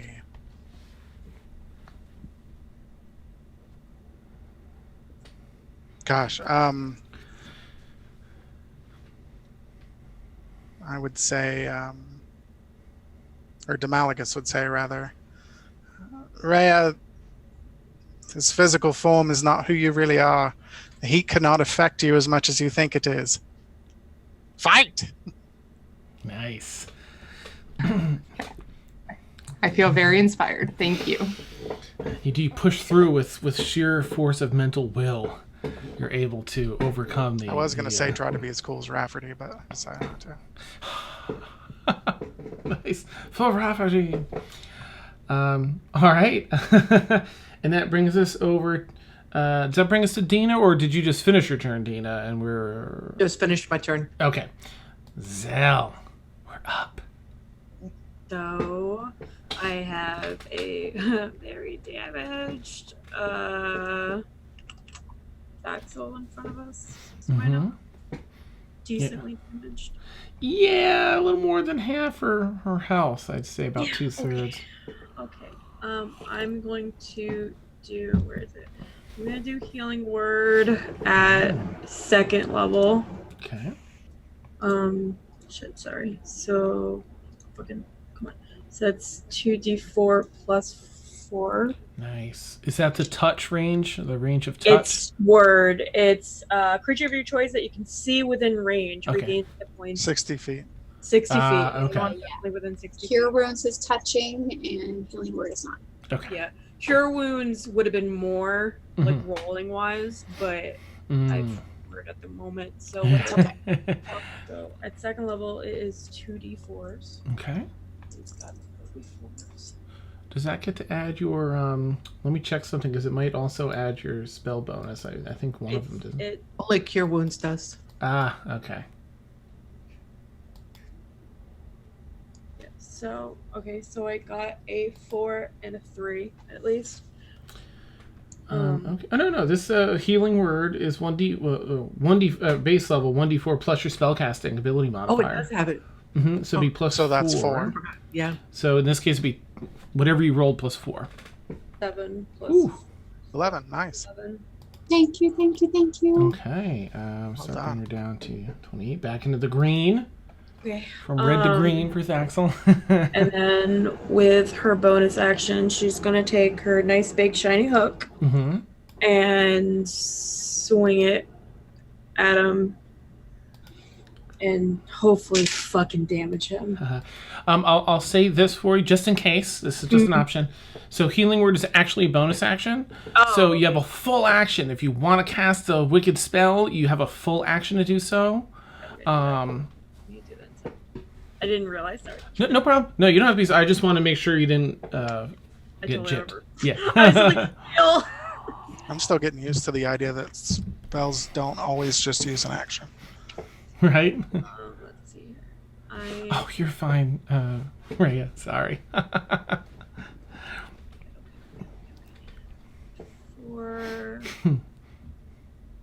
see here.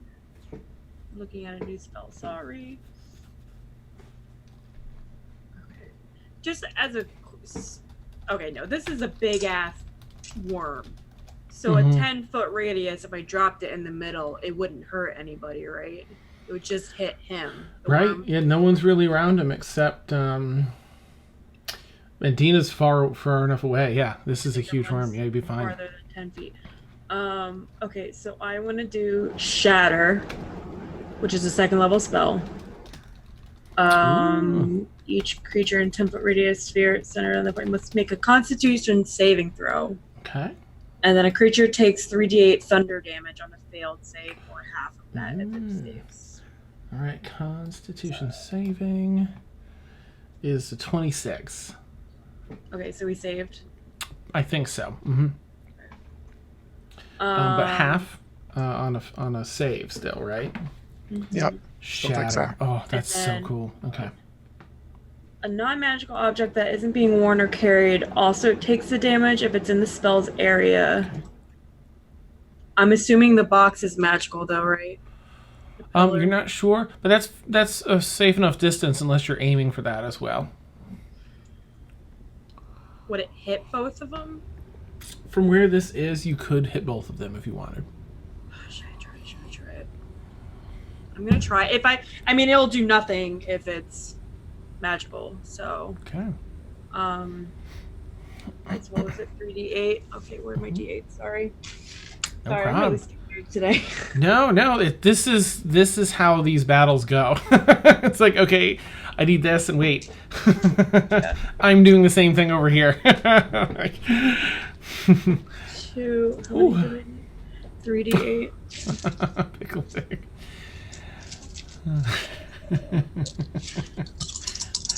Big money, no whammies. Nice. Excellent reference.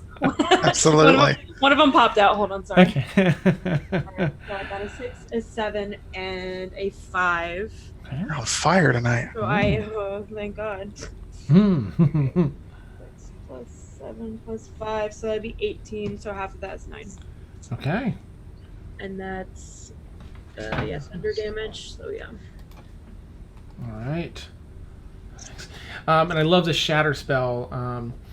So as you cast this on the creature, it you see this sudden distortion of the air from this thunder damage and this explosive sphere.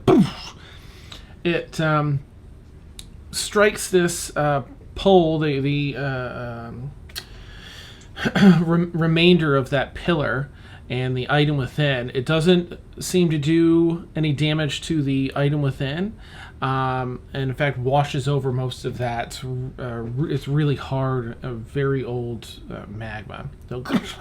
But along the side of the creature, shatters, as you can see with all that spit, my bad, and sends some cracks along one of the plates. The chitinous plates there that it uses, dealing damage and having a cool cracked visual on the side. It sort of does a big, wind around the cavern and turns around just in a bit of a rage, looking at a bunch of you. Okay. So I'm gonna lean over to Demalchus. Demalchus, where do you want to go? Because I still have movement on my broom. Just stay out of its reaches, maybe around just the edge of the cabin. Okay. So I think I have 30 feet with my broom with 2 of us on it. Mhm. 5, 10, 15. Oh god. It's like I don't want to go closer, but I want to go closer. Just in case. Okay.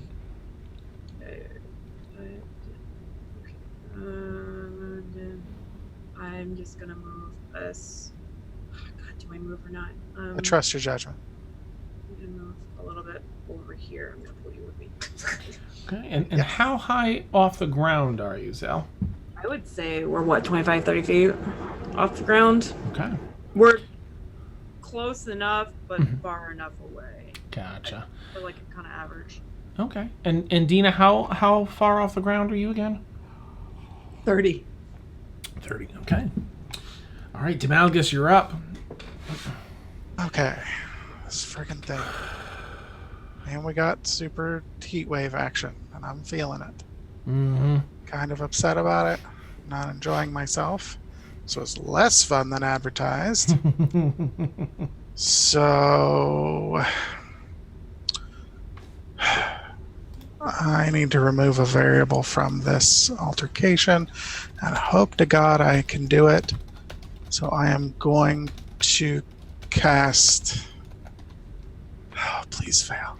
I'm going to cast Banishment on the purple worm. Okay. That's a charisma save. I'm sure it has a really high charisma because it's so sexy. For real. All right. Real quick, Dan. Yeah. For rolling the highest in our personal chat when we first start the game. What does that give us? That one gives you the in-game. I think that's a 1d10. It scales with bards, which I believe is a 1d10 for everyone's level. Okay, Randy, if you need it, you can have it. Ah, nice. All right, let's see. Nope, that's not it.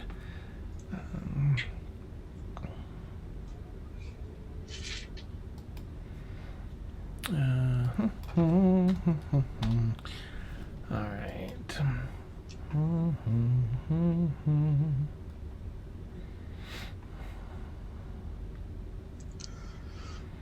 Alright, let's see. Alright, if the target is native to the plane, access the on.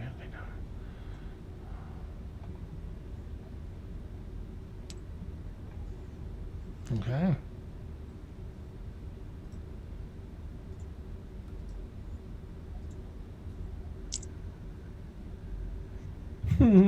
That's such a cool spell. All right. Yeah, it doesn't say anything about the size of the creature, so let's do this. A charisma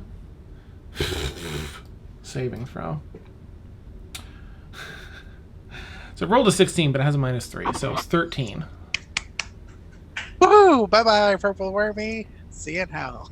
Nice. Yeah, it was a 16 to make it, so I'm glad it had minuses. Okay. And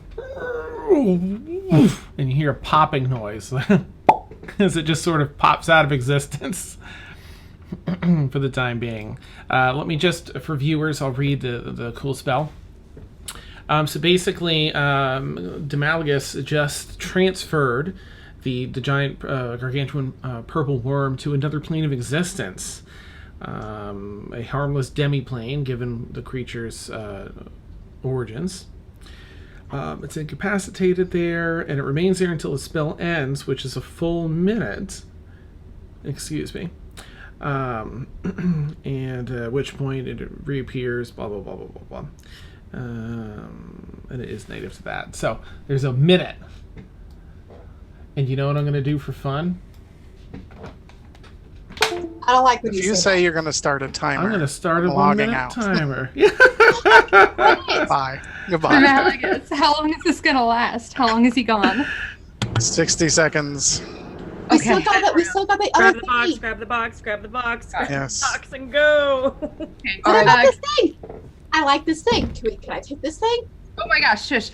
You can't have the snake. We can't keep it. Can I I fly don't want in? this thing. I want the pillar. Oh, What's the in thing the, on the box? do you want the box, or do you want the box? Is the box in the pillar? Is the box next to the pillar? It's stuck in the top. Okay, I'm gonna fly in and try and get it. Okay. And I- bonus action dash, whatever I have to do. All right. I'm resistant to fire damage. Might be better off for me to do it. Or it's a trap. I don't care. Just go if you're gonna go. If not, I'll I'm go. going. Dina, Okay. just Make a strength check, Dina. I'm sorry. Strength check.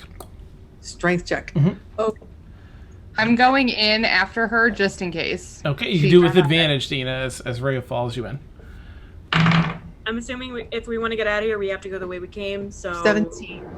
Okay, you go to pull it free, and it actually feels a little bit loose, and you're able to pull it free.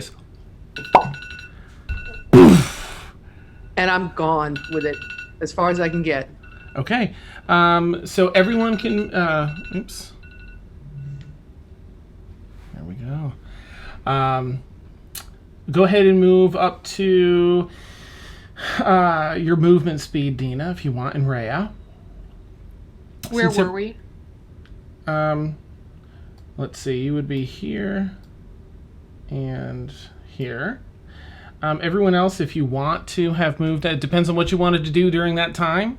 If you were, there in a part of the conversation, you can move yourself up to 30 feet. If you feel like you would have been like, whoop, I'm out, then you can move yourself back out to where you think you'd be. Okay. I think I was like yelling and then running at the same time. So are we leaving? I want to get the fuck out of here. Yeah, it's time to GTFO. Well, my Get question, the fuck out. I don't know if we can go forward because I think we would have to run the opposite direction where we came. That was my question. can we currently tell if we run forward, would that be a dead end? Because on the map, it looks like a dead end. Right. That's why I'm asking. Fair. I don't think anyone's been able to look into the northern area yet that much. You'd have to take a peek. But you do know that the southern area, at least like 110, 120 feet up, is the way you came from. All right. Well, I'll let's see, 5, 10, 15, 20, 25. So I'll do 25 of my movement to go here and to look in. Okay. You see a number of these same spherical tunnels that now make a little more sense, as though this is likely, it's about 12 feet wide, about the width of the worm. Okay. Do we get this is under the Prime, correct? Yes. Do we get the feeling that this worm is the cause of the earthquakes? What's causing the earthquakes? It did have a very similar, you see the weakened structure here, the broken pillar. You could infer that if you felt your character would. Yeah. It's what's causing the earthquake. So we haven't dealt with that yet. We need to kill it. We need to kill it. Just nobody be on the ground. No. Gotcha. All right. So she's still got the box in her hand. What she's going to do is she swooped up, grabbed the box, 25 feet. She's going to, if Dan will allow me to dash and set the box down, like say here. Do we know what the radius of the box is? The box itself? The box is maybe like... the radius of the heat effect coming off the box. The heat effect is coming off the ground around the pillar. Yeah. Mm-hmm. Okay. So she'll drop she'll set the box down here. Okay. And wait for the purple worm to prepare it. So she'll... Would I be allowed to... Mm-hmm. I see her coming this way. Would I be allowed to fly in with Demalagus and either have myself or Demalagus grab it from her? Sure, you've got the time. If that's... We've got 10 rounds, you guys. Okay. All right. So, We've got time. All right. Then, we'll bring it back as far as we can in here before heading back to fight the purple worm. I would have liked to call my nightmare in all of this commotion if I'm able. Sure. Yep. Okay. I call Rohirrim. Okay. And I hop on a beautiful horsey's back. Yes. Lift me up. What does Rohirrim look like again? Because each horse had like a different look based on... It was scaled. Oh, right. Hold on. No, we don't have time for this. It was like, it was tough. Anyways. Neat. And Rhea would have, if I can, knowing, would I realize that the banishment would probably bring it back where it came from? Probably, yeah. Okay. She probably would have tried to find a way to hide so she could just attack it the second it came back from banishment. Sure. Okay. Yep. In fact, you all have... well, I guess it'd be you being there. Would have an attack for that. Okay. Is there move your token wherever you feel, within that area, Ray, that you'd be ready for it. Okay. I would say I would have been able to make it around to the side of it, right? So I could have been like tucked up next to the. Okay. Yep. I'm just tucked up there, waiting for him to come back, so I can just hit him. Okay. Exciting. So Dina, at the last second, as she pulls this thing free, this creature pops back in. And she flies with the the casing in her hands and passes it off as Zelkari flies around on the broom with Demalagus, grabbing it and sweeping away. Aerie flows out her cape into wings and takes flight along with everyone else. She was getting ready to go, but seeing that everyone's here, she's going to fly back. Thaxel, you were doing, you're on Rohirrim, so if you want to move up to the 50 feet that they'll offer you, you certainly may. And we all would have been able to prepare something for its reemergence. Probably. I think part of it was everyone sort of sussing out, are we doing this? Are we doing that? Instead of preparing. But there's definitely time for everyone to get ready. I mean, everyone inside their minds is probably, I'm sure, was counting like their characters. Like, no, we need to be ready. So I think that's where everyone wants to be. It looks like. Sure. Okay. So. And I'm up in the air. How high would you like to be, Thaxel? How? You said I have 50. Yeah. Okay, I moved 20 to get to here. Summon, throw here, and so I guess I have 50 to go up from there. Or just 30. 30. Mm-hmm. Okay, 30. I go up 30. Okay. Malagus, where did you want to go? Sorry. I know you're with me, so I hate moving without asking. You're in charge of the broom, and I completely trust your judgment, Miz. Oh. Go wherever you want. See, I It's don't fine. judge Just don't fly where its mouth is. Stick to the edges of the room. Nice. I don't recommend doing the mouth. I can survive in there, but you can't. Yeah, you can. That's right. Ooh, I that'd can be pop exciting. into its stomach anytime I want to.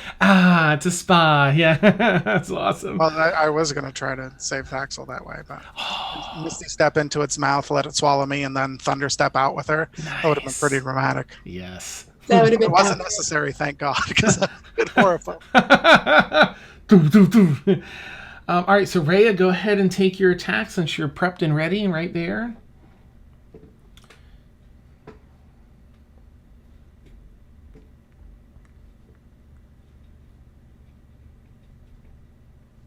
You're muted. Dirty 20 Okay, for the that first hits. one. Nice. Okay. So that one is oop, oop, oop, oop, oop, oop, oop. Oh gosh, oh gosh, oh gosh, oh gosh. Yeah. Okay. 26.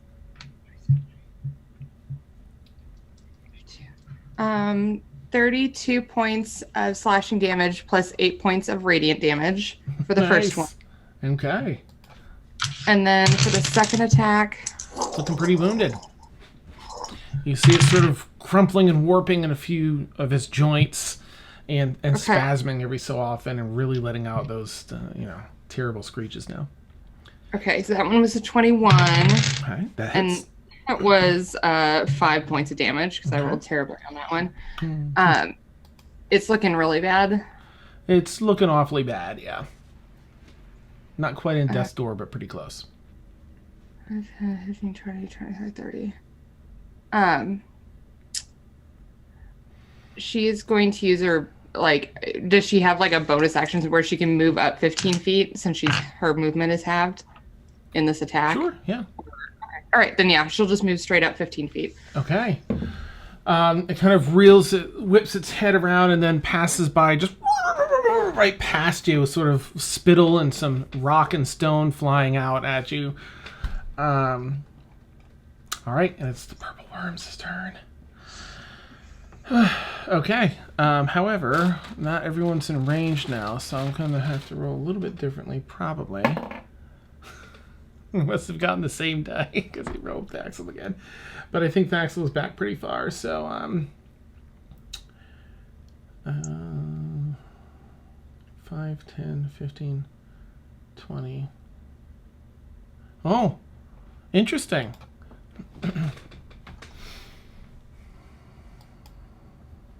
Now, how's this going to work?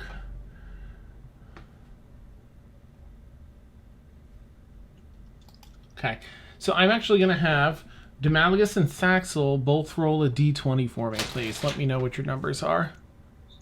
I don't like this. 18. Okay. 14. All right. The purple worm, after releasing his stones, spittle and Rhea's face, dives up and almost next to her, striking the ground, burrowing in.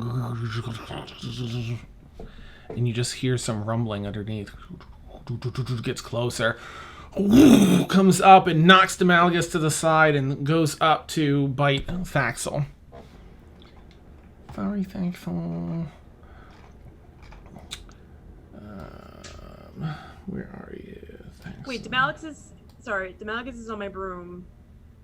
All right, he's like 30 feet up. Okay, that makes it Yeah. easier anyway. Well, no, I was confused because I was like, can I do a reaction to Oh, like right. Or like I got confused. No, please remind me. about to Yeah. Get a reaction because it moved away from me. Yeah, did it provoke an attack? Yeah. Yeah, it would. Yep. Yeah. Mm-hmm. Yeah. Ooh. Well, maybe. 19. That hits. Yeah. Okay. Get it, Rhea. 11 points of damage. Okay. It's you just get a good scrape in it as it dives past you through some of the chitinous armor, and you see it reeling from the psychic damage. Again, as it dives under, rumbles through the ground, comes up to bite Faxon. All right. Did it provoke an attack of opportunity from me? Nope. It's coming up, and it'll be in Ugh. range of you. But yeah. Well, it's lucky then. Neat. That'll ruin its day. Nice. Because I'm a warcaster, kids. Oh, nice. All right, let's see. This should do it. All right, not bad because it wasn't a natural 20 this time. It deals 17 points of damage to you, Thaxel, as it bites you. Thaxel, please make a... Oh, what was it here? Must succeed on... Okay, a dexterity saving throw, please. Because the Malagus sees this happening, Mm-hmm. he's going to use his reaction to shift his arcane ward over to Thaxel. Okay, nice. And it will prevent some damage. I have it Awesome. written down. From the bite there? Yeah. Okay. So it was 17, but... Now it'll it's be- 0.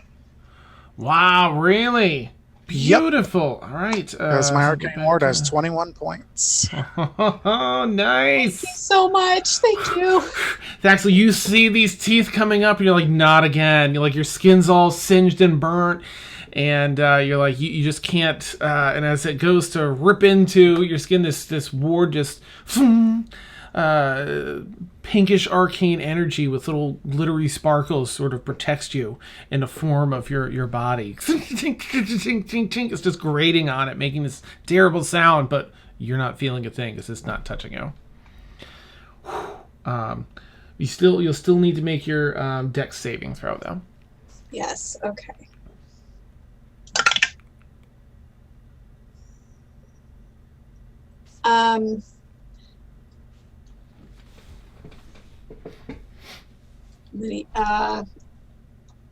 I will use Mhm. my last lucky. Okay. Okay. I'm glad you remembered Lucky in this battle because I completely I forgot know. about it. I know. Because I didn't. Okay, that's a little better. Mhm. Dex. Mm-hmm. And it's a 16. saving throw, so. Okay.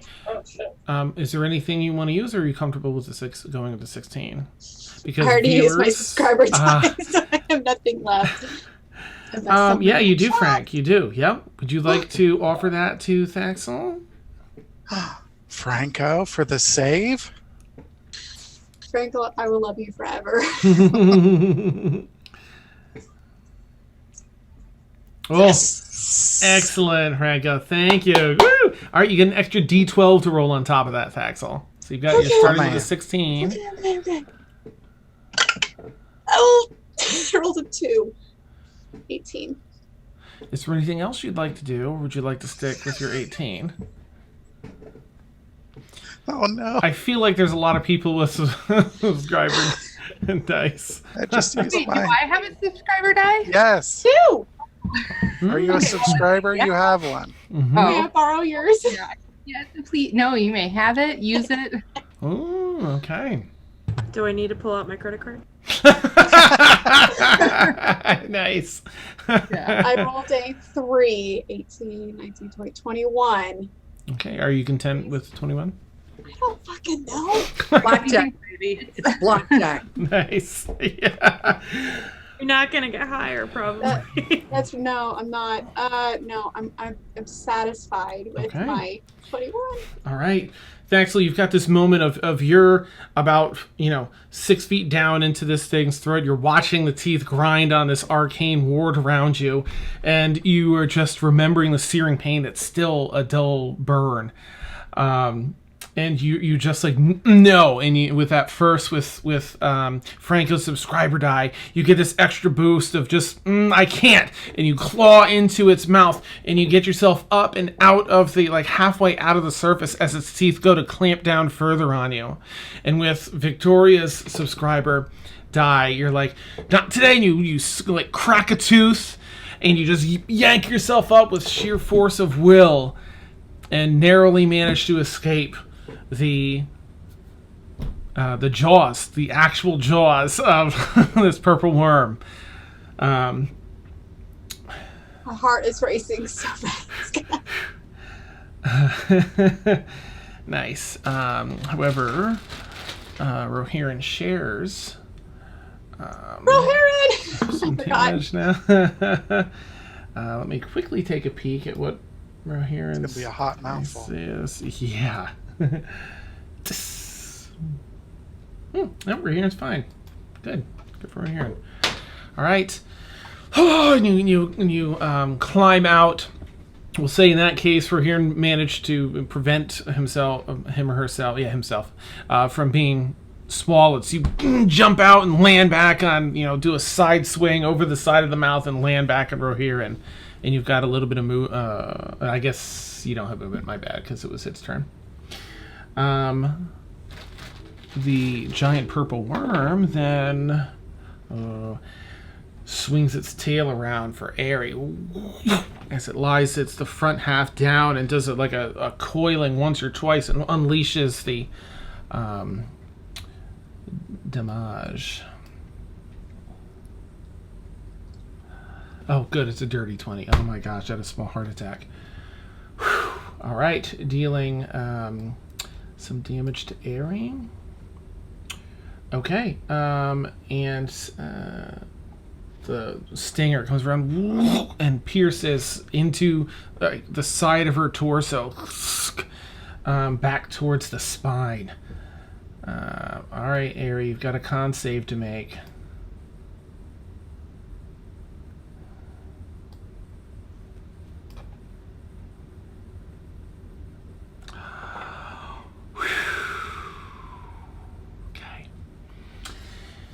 Injecting Airy with a terrible poison.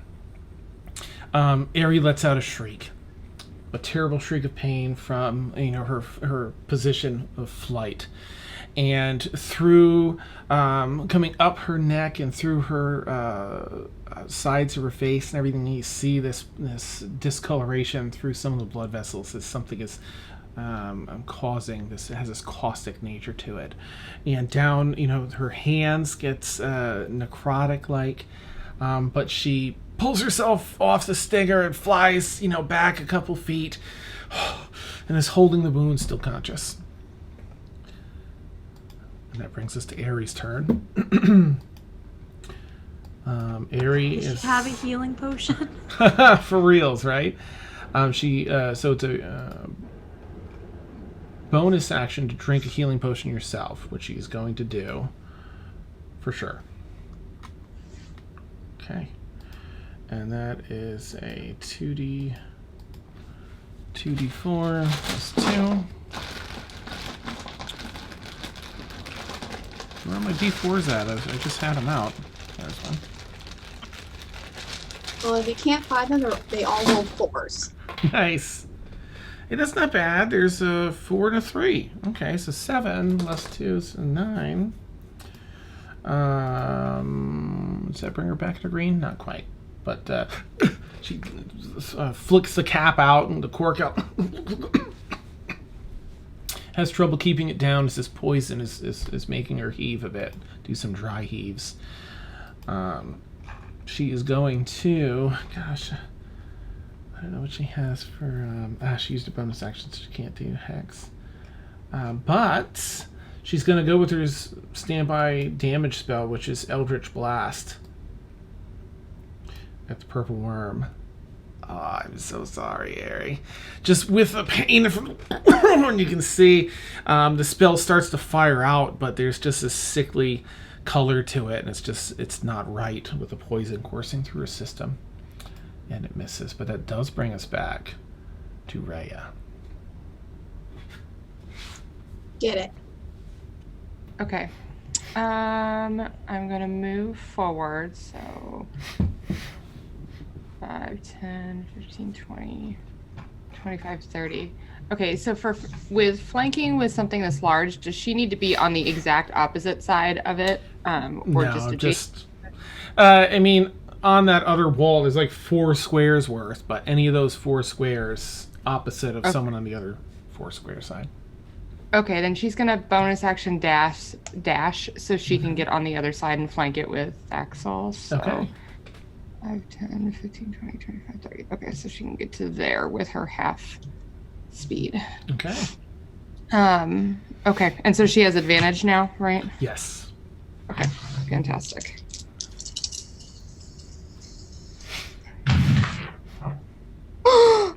Natural 20. Nice! Oh, that is beautiful! Double down Okay. those die. That's Okay. There's 10, 22, 23, 20. It unleashes another one of those terrible cries, the Forog in your face, and some. Am I pebbles doubling the and- dice or am I rolling the dice a second time? You get to choose whichever you prefer. Oh, okay. Okay, well, I'm going to double the dice because that was okay. So that's 46. Okay, so that's 52 points of slashing damage plus the 8 points of radiant damage, so total 60. Okay, as this creature reels around, little bits of stubble and bear fur and other things come flying out of its mouth. You are face to face with the open maw of this gargantuan creature that fills most of the section of the cavern. How do you want to destroy this beast? Thank goodness. Oh my goodness. Okay, so she's going to fly up and over and seeing her friends that have been like ravaged by it. She's going to come around and she's going to go straight for the throat of the terrible beast that has been trying to swallow her friends. Nice. Yeah. All right. And do you still have your wings and stuff open? Your angelic? Yeah. Okay. Yeah. Nice. I mean, You get this that fierce determination. You're like, you're using your psychic claws, right? Nice. So you actually fly. You get this fierce look on your face with all the strength and determination you have to pay this thing back and keep your friends safe. You fly forward, straight forward. Strike it with your shoulder, knock the beast back a bit with so much force that it hits up against the wall, and you just start slashing into its throat, and you break through the armor, part of the cracks where Zelkari earlier had cracked it with a shatter spell. Clink, chunks start breaking off, and it's just reeling up against the side there, and you just keep digging in until you're like 3 feet in through its neck, and just it's starting to fall limp off to the side, but you're just so ferocious with these claws that you're just holding it in place. Bits of gore falling everywhere until you're done and you're sure. And the creature begins to fall over towards Zelkari, Demalagus, and Aerie. Though you're all up in the air about at its head where it's starting to fall. So.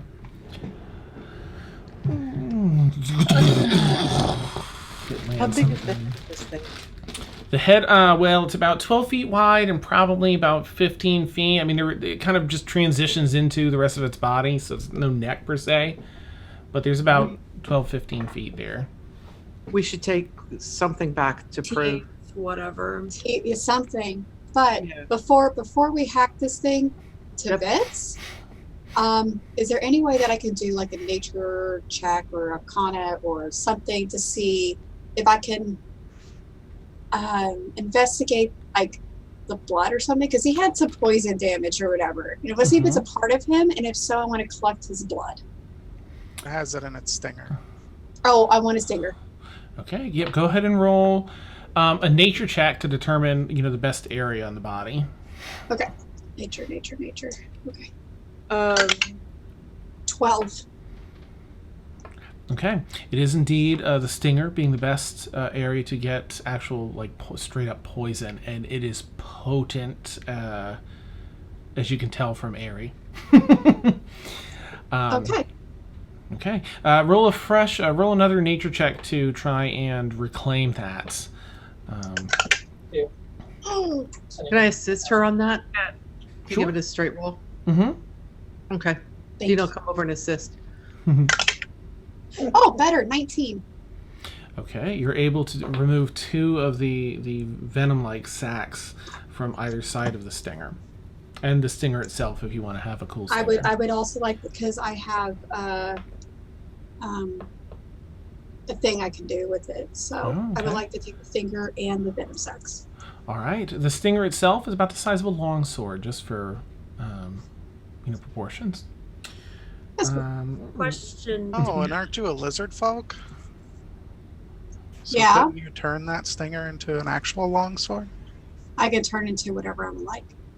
Ooh. We Maybe could just- several daggers that I would have for poison. I have plans. Nice. What's your question, Sal? The pillar that was in with the heat, Yes. is that going to be a problem going forward? Like, is that something that you think will somehow affect Yeah, above that's- ground? Is that something that we think we're gonna have to deal with now, destroy, or Yes, I would like to- it's a magical heat. Something it's that's a magical radiating heat? Yeah, let's from look below. through it. We do need to Okay. investigate it. Also, if we want to carry this thing's head back, we probably can. I can use levitate. I can lift up to 500 pounds, which isn't enough for its whole body, but should be enough for its head. Well, if Thaxel has the stinger, we just need to show them the stinger, and she can keep it as a trophy. What if they want it? Then I don't they want them to take. They I don't- don't get it. We just need proof. We have the stinger. We killed it. Why don't we just give him the head and say we don't know where the stinger went? Yes, it's far more dramatic and over the top if we I was just gonna say just Okay, dramatic. head on them. I'm just Fair. afraid they're going to take it from me. And this is mine. I got it. Right, so we'll just give them the head. Head. We'll give them the head. We'll give them Yep.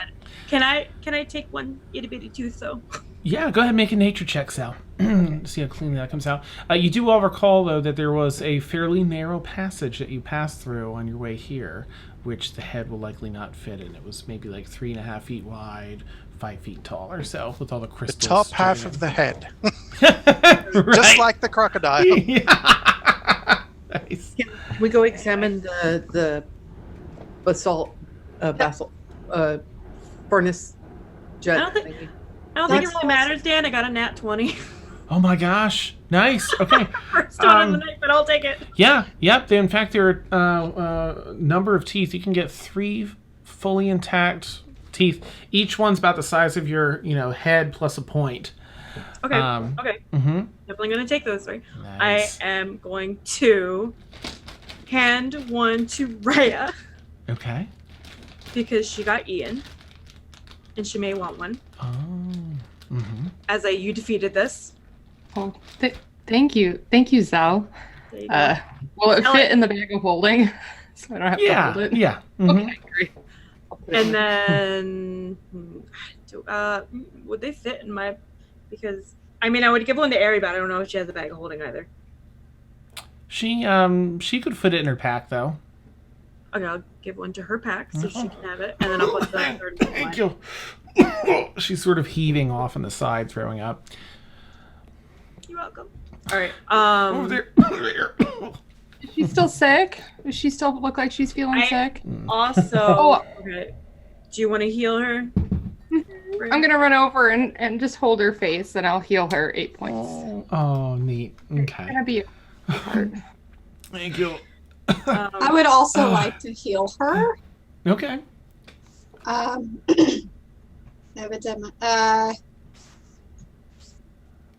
Let's see. Oh, that wasn't much, but 6 points. Sorry. Oh, Math no, is hard. it's all good. That she's feeling much better now since she seems to be getting rid of the poison. But like, Is she considered poisoned? you're not sure.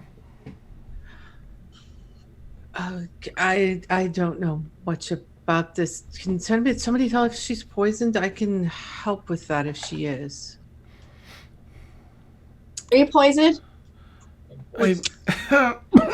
She goes. Yeah, She's somewhat. clearly poisoned. I'm gonna say she is. Okay, She's vomiting everywhere. excellent. So, well, not. Poor Harry. but- Nice. Dina peels a patch off of her robe, Okay. and whispers a word, and it becomes a scroll of second level, lesser restoration. Oh. Which she will then cast on Airy. She kind of looks up, seeing you finish the spell from the scroll. Thank you. You're Oh, welcome. It's the only one I have, though, so don't do that again, okay? yeah. She kind of holds the hand to the wound, like, yeah, I don't want to. Yeah. Let's get you home. But first we need to check out this furnace. Yes. I would like to go over there Mhm. with Dina and whoever else is going to investigate. Is this the pillar that threw me off at the beginning, or was it Yes. the box? Yeah, it was more the box that was stuck inside the top of the pillar, which is currently in the possession of, I think, Zelkari. Yeah. Well, it's set on the ground somewhere. Oh, okay, gotcha. Can I Check go it. grab that box if Sure. it's on the ground? Wait, Mhm. before you grab it, could I please check it for traps? I'm gonna go check out the pillar I'm while gonna they're checking go. out the box. Okay, Same thing. investigation check Dina. Investigation check Ray as you're looking for traps, or perception, whichever you feel would be more appropriate for you. And what's that, Demalagus? I think me and Demalagus were going with Dina. Okay. All right, Dina. I'm sorry, Demalagus and Zell. Do you want to do your independent investigation checks, or do any of you want to assist the others since you three are there? I'm really good at investigation. I All right, we'll give an assist to Demalagus then. Okay, and Zell, you Assist can me, roll yeah. your own if you want. What's that, Demalagus? Assist me up. Nice. All right, so you get advantage to Malagus, and Zell, you can roll your own. Ray, what did you get on your check? 24. Nice. What was it again? Sorry, investigation. Yes. So that's a straight. So Ray, as you and Thaxel head over there, and you caution her and ask to check it for traps, you do in fact find a spring-loaded trap in the locking mechanism. There is a small vial of poison hooked up to it that would have sprayed out, and a moderately bad aerosol type poison would have sprayed out. So you Can I just try to disarm it? Can you Yeah. grab that? do a dexterity check. Oh, sorry, Thaxel. It's good. You So I was like, want me to try and get it while I'm also Yes. disarming yeah, disarm it and make sure it's intact, and then I want it. If it's not too much trouble. I know you just kill like a big purple thing. Well, normally it wouldn't be a problem because I got these fancy gloves, but I am exhausted, so I'm doing this at a bit of a disadvantage. I would like. So- Can I? Well, what? How are you? A dex?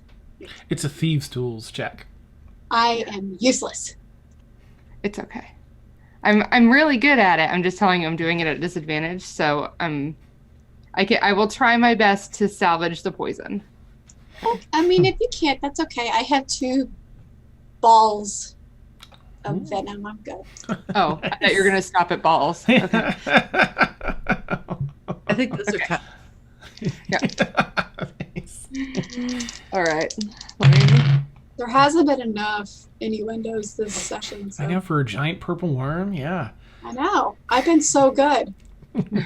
One roll was a 17, unfortunately. The other one was 16, so that makes it 10, 20, 31. Oh, yeah. Yeah, you're able to disarm it and remove a small vial of purplish poison. Purplish Here poison? you go. Yes. Is it locked as well, or was it just trapped? It's locked. Yeah, that was in the... But you with the 31 and the Thieves' Tools, you also unlocked it. Oh, fantastic. I'm going to pop that puppy open. You ready, Thaxel? Yes. I want to see. I want to see. It opens up. Sesame. And meanwhile, over at the at the pillar, Demalius, would you get in your investigation check? Right. I was gonna hang on. Let me show you. Mm-hmm. So anyone who saw my rather comical reaction will not see why. A second. Oh my goodness! Oh my god. Nice. I rolled a 19 and a 20. Oh, the So answers. I'm gonna take the 20 Yeah. and call it a 28. Nice. And Zell, just for kicks at this point, what did you? Okay, nice. Demalius says, the three of you are looking around. One of you kind of kicks at the somewhat looser earth at the base of this, where some of the heat is emanating, and you find that you're able to wipe free a layer of stone that's been packed down tight, but with all the vibrations and everything is loosened up a bit. And beneath about 1.5 inches of this recently packed earth are a number of those runic symbols that you also found on the portable oven, etched into the very stone of the cave around this in a wizard circle, an arcane circle. Can we break this? I'm just going to add... Dana looks at Demaligus and how do we break this? So we need to destroy the runes, yes. Do I know, Dan? Because I'm all about the Arcana. Okay. You have a rough idea. Typically, you can, if you break the... it's sort of like a cascading effect of runic power that then cycles back around in perpetuity. If you break the proper sequence, then it'll disable things. Sometimes you can just scratch it and it's done. However, with that incredible investigation check roll, you recognize that this has been harnessing magma that is below this for a while now, or at least, a few weeks, a month, maybe two. And if you don't do it properly, you can release all that pressure. If you do it properly, it'll diffuse and release the magma back to where it lay. And it would be an Arcana check to see if you could get the sequence right to disable it. With advantage if you have a fellow person proficient in Arcana. Yeah, Dina, Oh, can you okay. help me with the Arcana, or Zell, or both of you? I'll give him advantage. I have plus I'm- zero to Arcana. Yeah. Dina's proficient in Arcana. She has an innate understanding as opposed to the studied understanding. All right. Tell me how Dina and Zell would like to help, because that might reduce the DC. Dina, with her innate understanding, would understand things that relate to, because the runes, magical runes, arcane runes, are generally based in archaic draconic. And so she would be able to pull out the ones that refer to fire and to power. Ah, okay. Beautiful. Mm-hmm. And Zell, how would you like to assist? Also having her draconic background, she would Mhm. see if she would notice anything that she would partially understand and be like, that's what that means. Maybe this is what this means. Okay. And just try any way if she can understand any of it, be Okay. able to assist. Excellent. All right, Demalius, you can roll. I mean, if role play it out however you like, but if you're going to attempt it, you'll have advantage, and the DC will be adjusted for the assistance. Awesome. Let's roll, huh?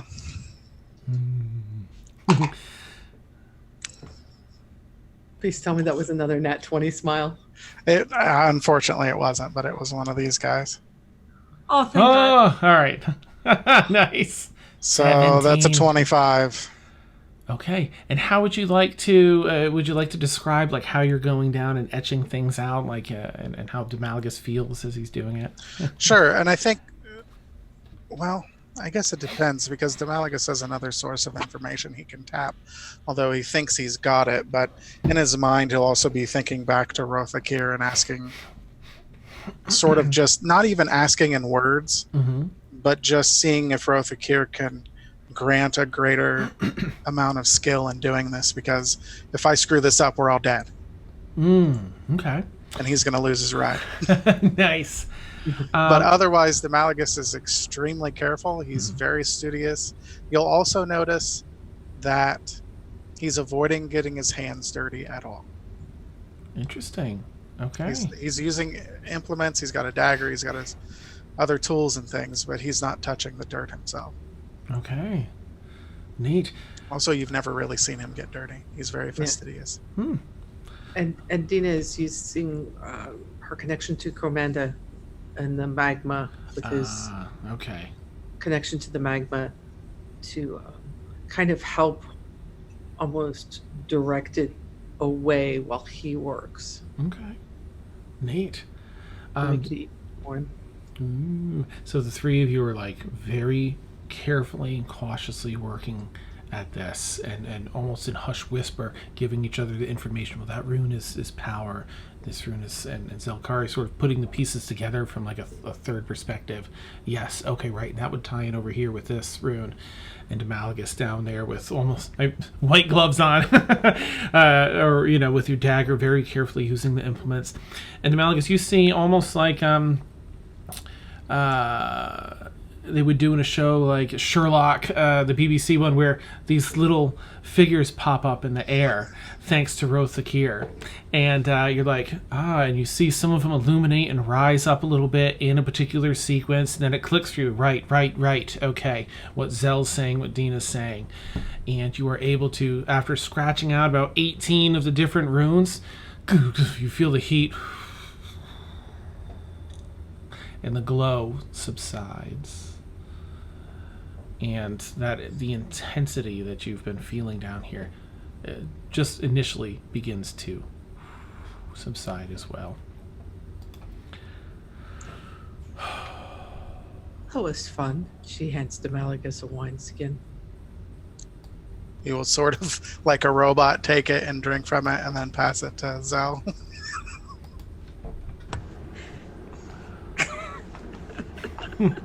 I'll hold it. Nice. Sorry, I was looking at chat. I feel like Rebel here's. We need to have an intervention after this. I've already had that conversation with Randy on my stream. That's awesome. I'm not Randy. All right, let's see. So what else is going to happen here? We've got Thaxel and Rhea over in the other area. Yeah. We open it. What do we see? What's in the box? What's in the box? What's in the box? Is it a dick in the box? Awesome. I Step hope it's not a one. hen. Cut a hole in the box. It's a really bad taco from Jack in the Box. Oh. Oh, that's amazing. All right. So Thaxel taking a closer look, standing like shoulder to shoulder with Rhea. She creaks it open.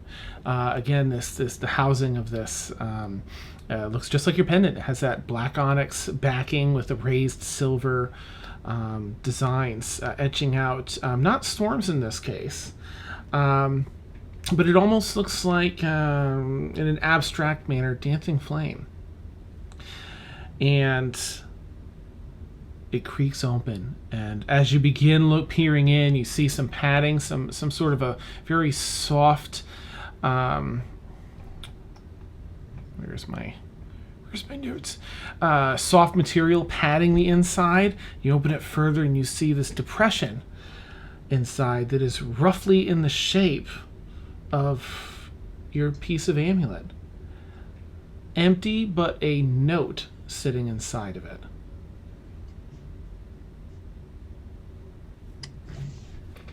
I'll pick it up and hand it to Thaxel. While opening it, like, is it folded or is it? Yeah, it's just folded up a couple times. Okay. I'm gonna open it as I hand it to her so I can read it over her shoulder. Okay. You read it, Thaxel? I'm gonna read it. Okay. In very, very beautiful long form writing, it says, if you've found this, then glorp you, which is a slang in here. It's what's the term? It's like F you. We have 2 pieces already, and there's no way you'll get to the grand goal before us. And at the bottom, it's signed again in this extra detailed lettering, McGregor and Revis. So it was them all along. Does this mean anything to you, Thaxel? She's seething. She is seething and not. I'm gonna take it. And I'm gonna head over to Dina. I'm ignoring Rhea. And I'm heading over to Dina. Oh. We'll follow. I'm going to like shove it on her chest. And wait for her to read it. You feel well enough to go kill them now? Or do you want to wait until you've had a chance to sleep? I need one more night. I need one more night. Okay.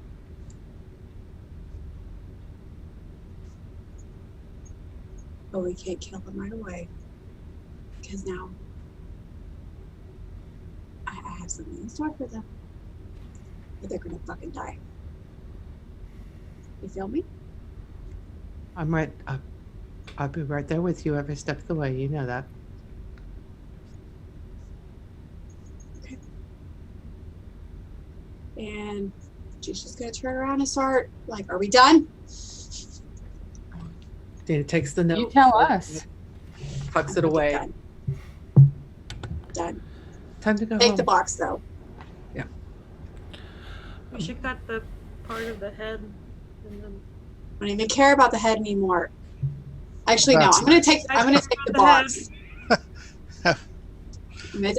I'm taking the box. Yeah, I'll take the box, and I just start heading out. I'm not helping anymore. Don't forget your stinger. I have it. Dina's like, you guys got the head? Follow it. Said you had the. Okay.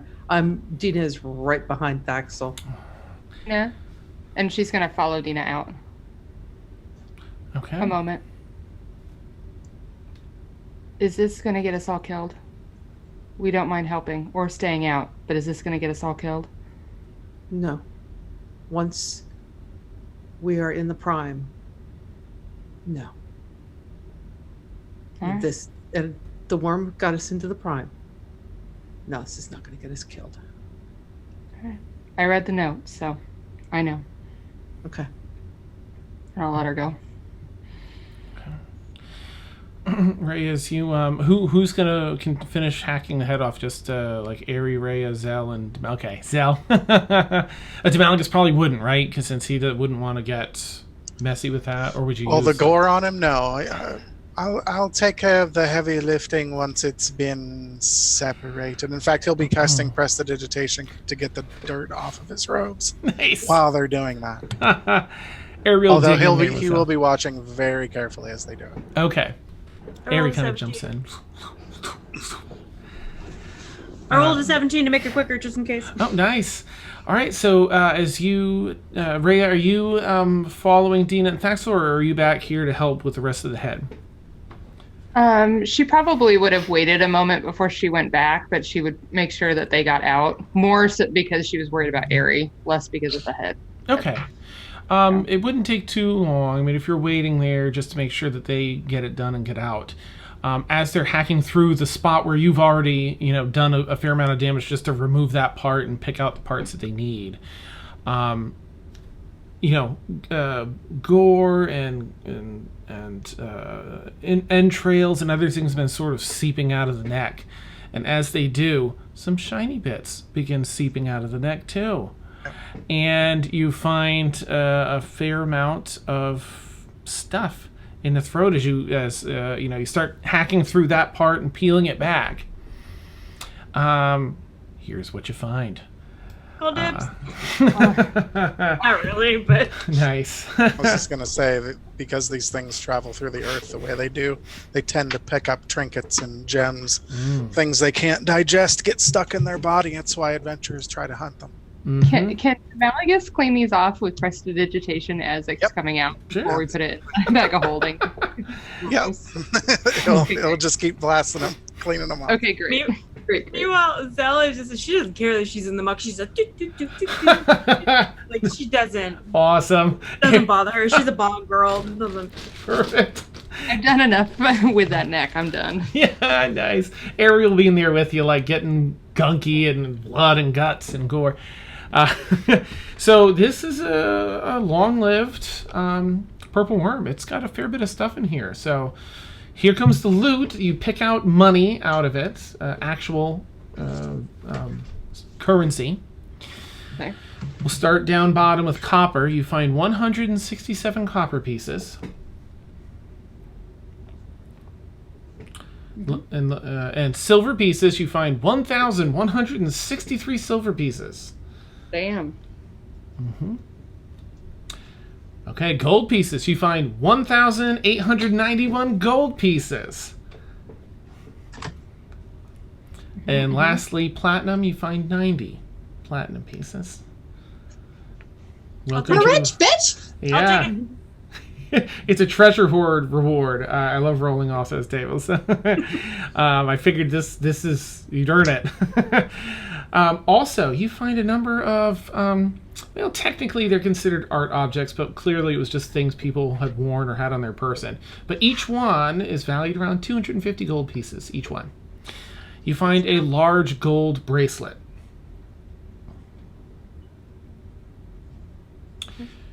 You also find a brass mug with jade inlay. Ooh. Fancy. Very nice.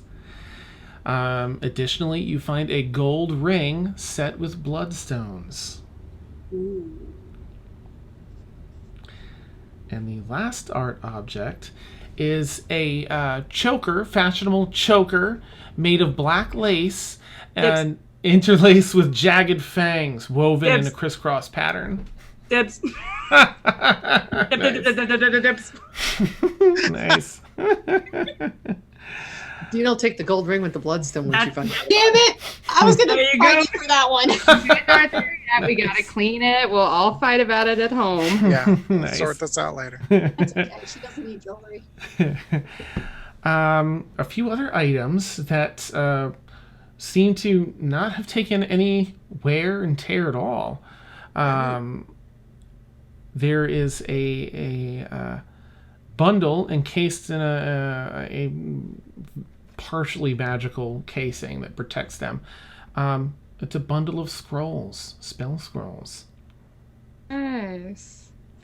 Let's see. I think Ari and Zell and Ray, you have at least Jack of all trades, but are you proficient in Arcana as well?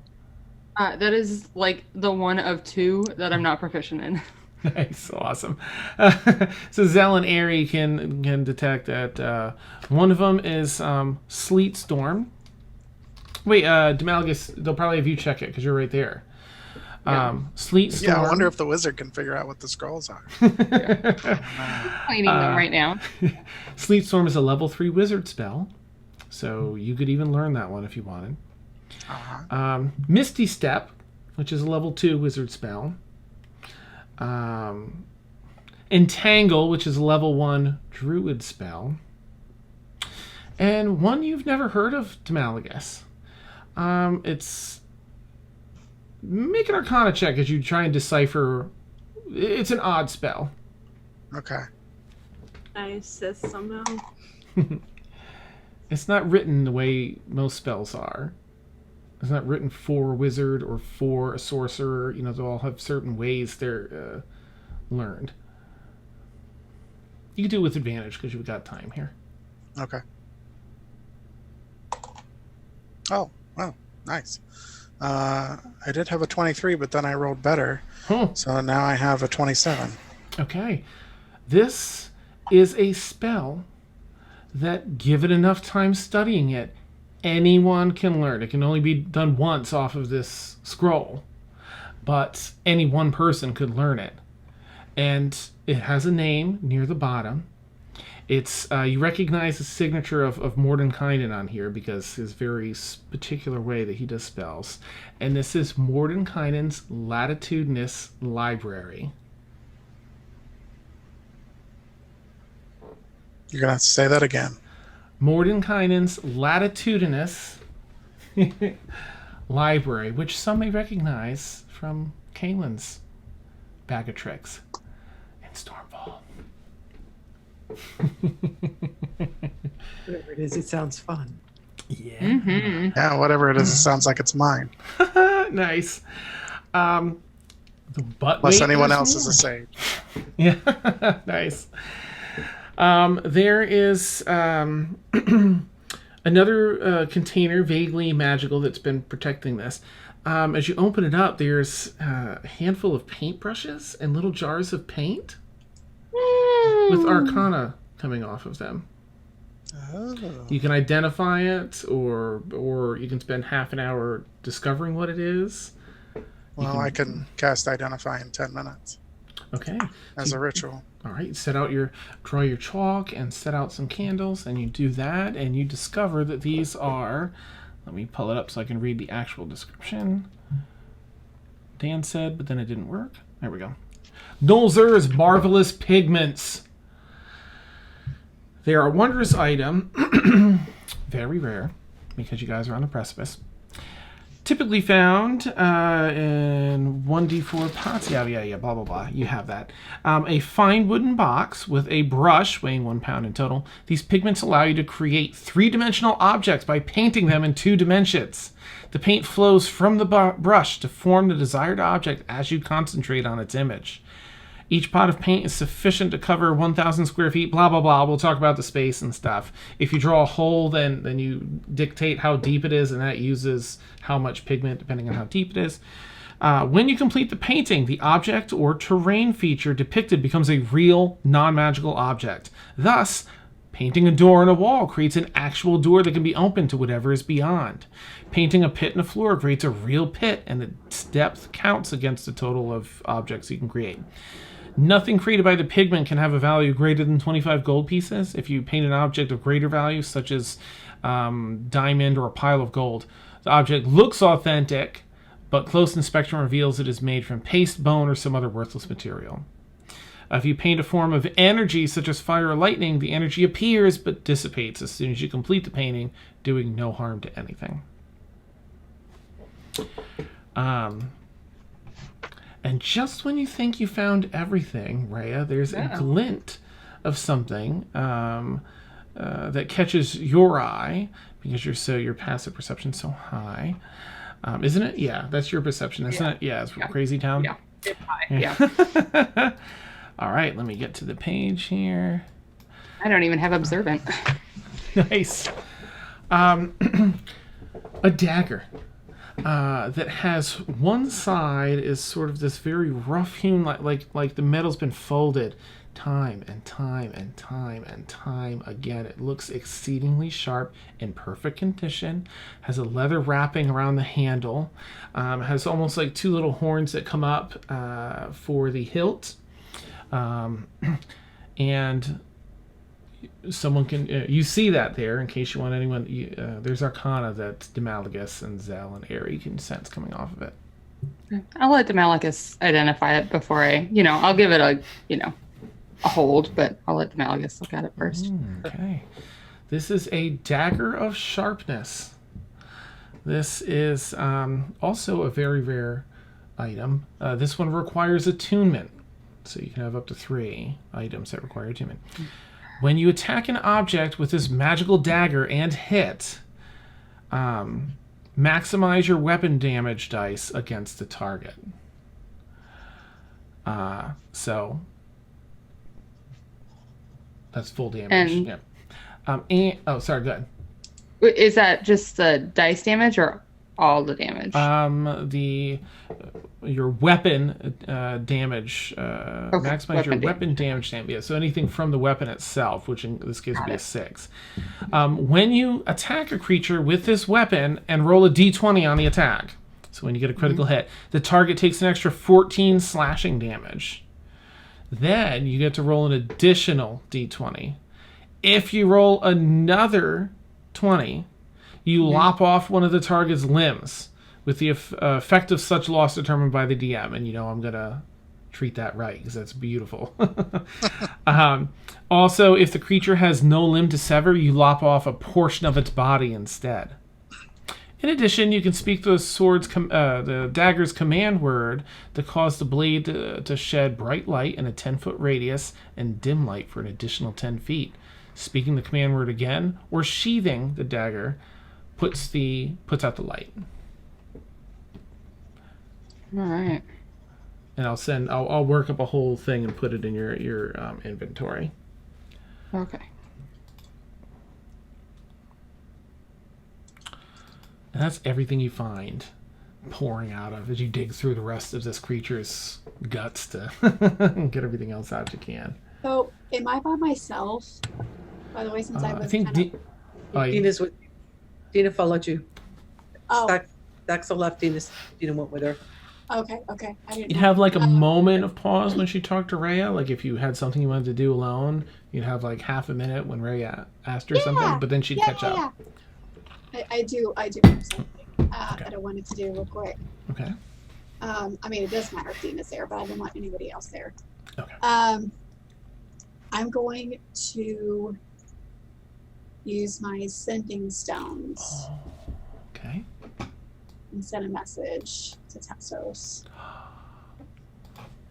And remind me, it's 25, right? Because I think I have this. I feel like he gave you the 51, but let's say 25 for now, and I'll go back and look. Yeah, I'm pretty sure it's 25. Okay. Well, I got down to 25, so. Nice. Yeah, skills. Okay. So I'm going to pull it out, Mm-hmm. hold it, and she's like squeezing the stone probably a little too hard, where it's probably hurting, and she's like clearly upset, but she doesn't want anyone else to see. Okay. So she's going to concentrate, and then she's going to be like this. Okay. My love, I'm reeling from a recent fight. I need you here. McGregor and Revis need to die. They killed my family. Please help me. And that's it. And that's for Lent tonight's session. Oh my god! That is so beautiful. Oh my goodness. You don't even know when Tassos gets that message. It's It's not going to take him a week to get there. No, it will not. Give me everything at our disposal to get. I want a teleportation circle now. For real. Oh, that's beautiful. Oh, I love that too. After the crazy fight and everything, it really just. With like a little tear just like welling up, but no one sees. Oh, She doesn't cry. that's beautiful. Okay, so expertly done tonight, everybody. Expertly done. That fight was intended to be like a proper challenge for the items that you all have and the level you all have. Considered a deadly challenge. And you all made it work. That was beautiful. I love the role play in between. And you guys did it. You killed a purple worm. That's a huge achievement. That's seriously huge. I feel like that's a rite of passage to any campaign, like for the player, the party to defeat such a thing. Like a feat to where we level up again? I was gonna say levels. This thing has like 13,000 XP to be split among you, so it's gonna be quite a bit of XP. I should check and see where you're all at. Pretty close. Where's my book? Nice. All right, you're all sitting around 42, but you do have another thing too. But I have to go back and look and see. I still have it as 34, so I've got to go look and see what the next cap is. Does anyone know what? 48K. Yep. 34K for level 8. 48K for level 9. Well, you know what? Let's just add it now and see if you all get over. Live on stream, we'll add this. Make Dun, dun, dun, the drama for real of math. Yeah. We added the Ifriti too, right? Yes. Yep. You're a freebie. Yep. It doesn't include that. Let's get that. No, not the swarm of bats. It was the. There we go. Yeah. Okay. Let's add both of these encounters because that was quite a bit. That was 8750 altogether. Ooh, brutal. Okay. Close, but not quite there. 46 and a half is roughly where everyone's at between those two because it's split amongst everyone. Still, Yep. That's close. And expect some milestone XP next session as you guys are going to go claim a plot of land in the Prime. I mean, that's a huge thing too. So, and there'll probably be a little extra just for the awesomeness, the epicness of defeating this as well. I'll throw in. Not quite enough to put us over tonight, but Since we're a group, since we're a group, would it be like a group home? I'm assuming like all of us would live there. Like we would have an estate, separate homes. You'll probably find out, but you imagine that they have a property to give, whether it's one person or several. But being in the Prime, from what you saw just from being in the 3rd level, it's probably going to be pretty legit and everyone will have space. We're getting a fucking villa. Nice. Oh, Compound. Finally, a proper home. I'm so tired of slumming it. nice. It's like, yeah, I'm moving in with Dud. Y'all have fun. Awesome. Those pigments. A huge thanks to everyone that, thanks for the big cheer, Rhea. Thank you for everyone that tweeted. Thank you for viewers being here and being hilarious and supportive and amazing. And thank you for everyone's kindness with the subscriber dies and getting everyone's back. Thaxel only made it because she had Frank's and Rhea's. It was 19. The DC was 19, and you ended up with 18 with just Frank's. So I'm really glad you picked that Rhea gave you hers as well. Thank you. Sorry, I was spacing out. Thank you. That's awesome. Yep, and Demalgus, when you gave, who did you give your... To Rhea. To Rhea, right, okay, yep. And that played a big role. Ooh. Well, yeah, since she ended up killing that thing. Right? With It might help a little bit with a cajillion points of damage. Mm-hmm. It was such a fun battle in my mind, visualizing it with Zelkari, in control, steering the broom around, like drifting on the broom, and the two of you firing energy off, and Dina with the huge wings, and Rhea hacking and slashing left and right at the with the psychic claws, doing all that damage, and Thaxel getting torn up, but then like scraping her way out and taking, Oh, it was so cool. And poor Aerie with the poison. It was really great. So I know it's stressful, and I do apologize for the stress part. I always want it to be a fun one, but I know in the moment it can be pretty stressful. It is for me, but I'm glad it's over. Now, for me anyway, I can be like, okay, that was cool. So I hope that it transitions to a fun post-stress level for everybody. Nice stuff, yeah. And how interesting, Steph, that Kaylin and Demalgus have the same spell.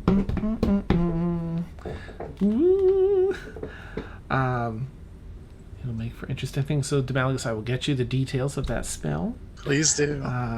Yes. I mean, unless somebody wants to fight me for it. Oh, right. That's true. I will present them to whomever claims said spell because, like you say, anyone can learn it. As Kaylin has as a fighter, which you forget sometimes because she has her sage background and that spell, so it's easy to forget sometimes. I think Demalgus would probably benefit from that more. As long as Thaxel gets the currency from like her like fair share. Yeah. She'd be Although happy. Ari is Pact of the Tome, does have Pact of Tome, the Tome. So she also has a book that she can copy spells into. So I may want to check with her to see. Does And it the destroy it when they copy it down? Yes. Mm-hmm. Yes. Okay. But if it's Could copied copy into his it book, from- she'll yeah. be able to copy it into hers. Okay, that's what I thought. Hmm. Yeah, we've already done that before. Jamaligus and Ari have shared spells in the past. So it doesn't really matter who gets it first, both will get it. This one, it doesn't get written down in a book. This one is just something that you inherently learn okay. from the scroll. Ooh. Mhm. So yeah, we'll have to fight over it. You could potentially, because I love training and downtime things. You could definitely spend some time guiding her through it. It would just take a little longer than you reading it off the thing. Sure. And technically, you Okay. could teach anyone. It would just take time depending on their class and roles and stuff. So, still an option. All right. Thank you, everyone. So exciting. I want to say I had a great time tonight, but I know that, it doesn't sound quite the same as I was on the not going to die side of things. I'm super excited. I knew you'd all pull through. I hope it was a challenge. I hope you all found it challenging and exciting. And orgy. I looked at chat and I'm like, Awesome. Orgies have layers. Yeah. And sometimes smell like onions. Right. Kind of like a 9-layer dip. I heard something about going into the library like an ogre. I'm like, no, like an orgy. I was not following the layer. Bit, Nice. Sorry. Awesome. It's librarian porn, I say. Oh, that's amazing. I'm trying to think of a play on Dewey Decimal that would be like porn adjacent, but I can't. I'm just too frazzled. Yeah. Oh, I hope you all have a wonderful night. Please come and catch us here on Madbird Streams every Tuesday night between 10 p.m. and 1 a.m. We have Kier's Lament here, our all evil campaign. And then every Friday night we have Stormfall, our good campaign that also runs from 10 p.m. to 1 a.m. Eastern. Nice. And we hope to catch you here next week where we find out how much Tassos freaks out and all the exciting stuff that comes from this victory. Nice, awesome stuff. Have a great night, everyone. We'll catch you soon. Bye-bye. Bye.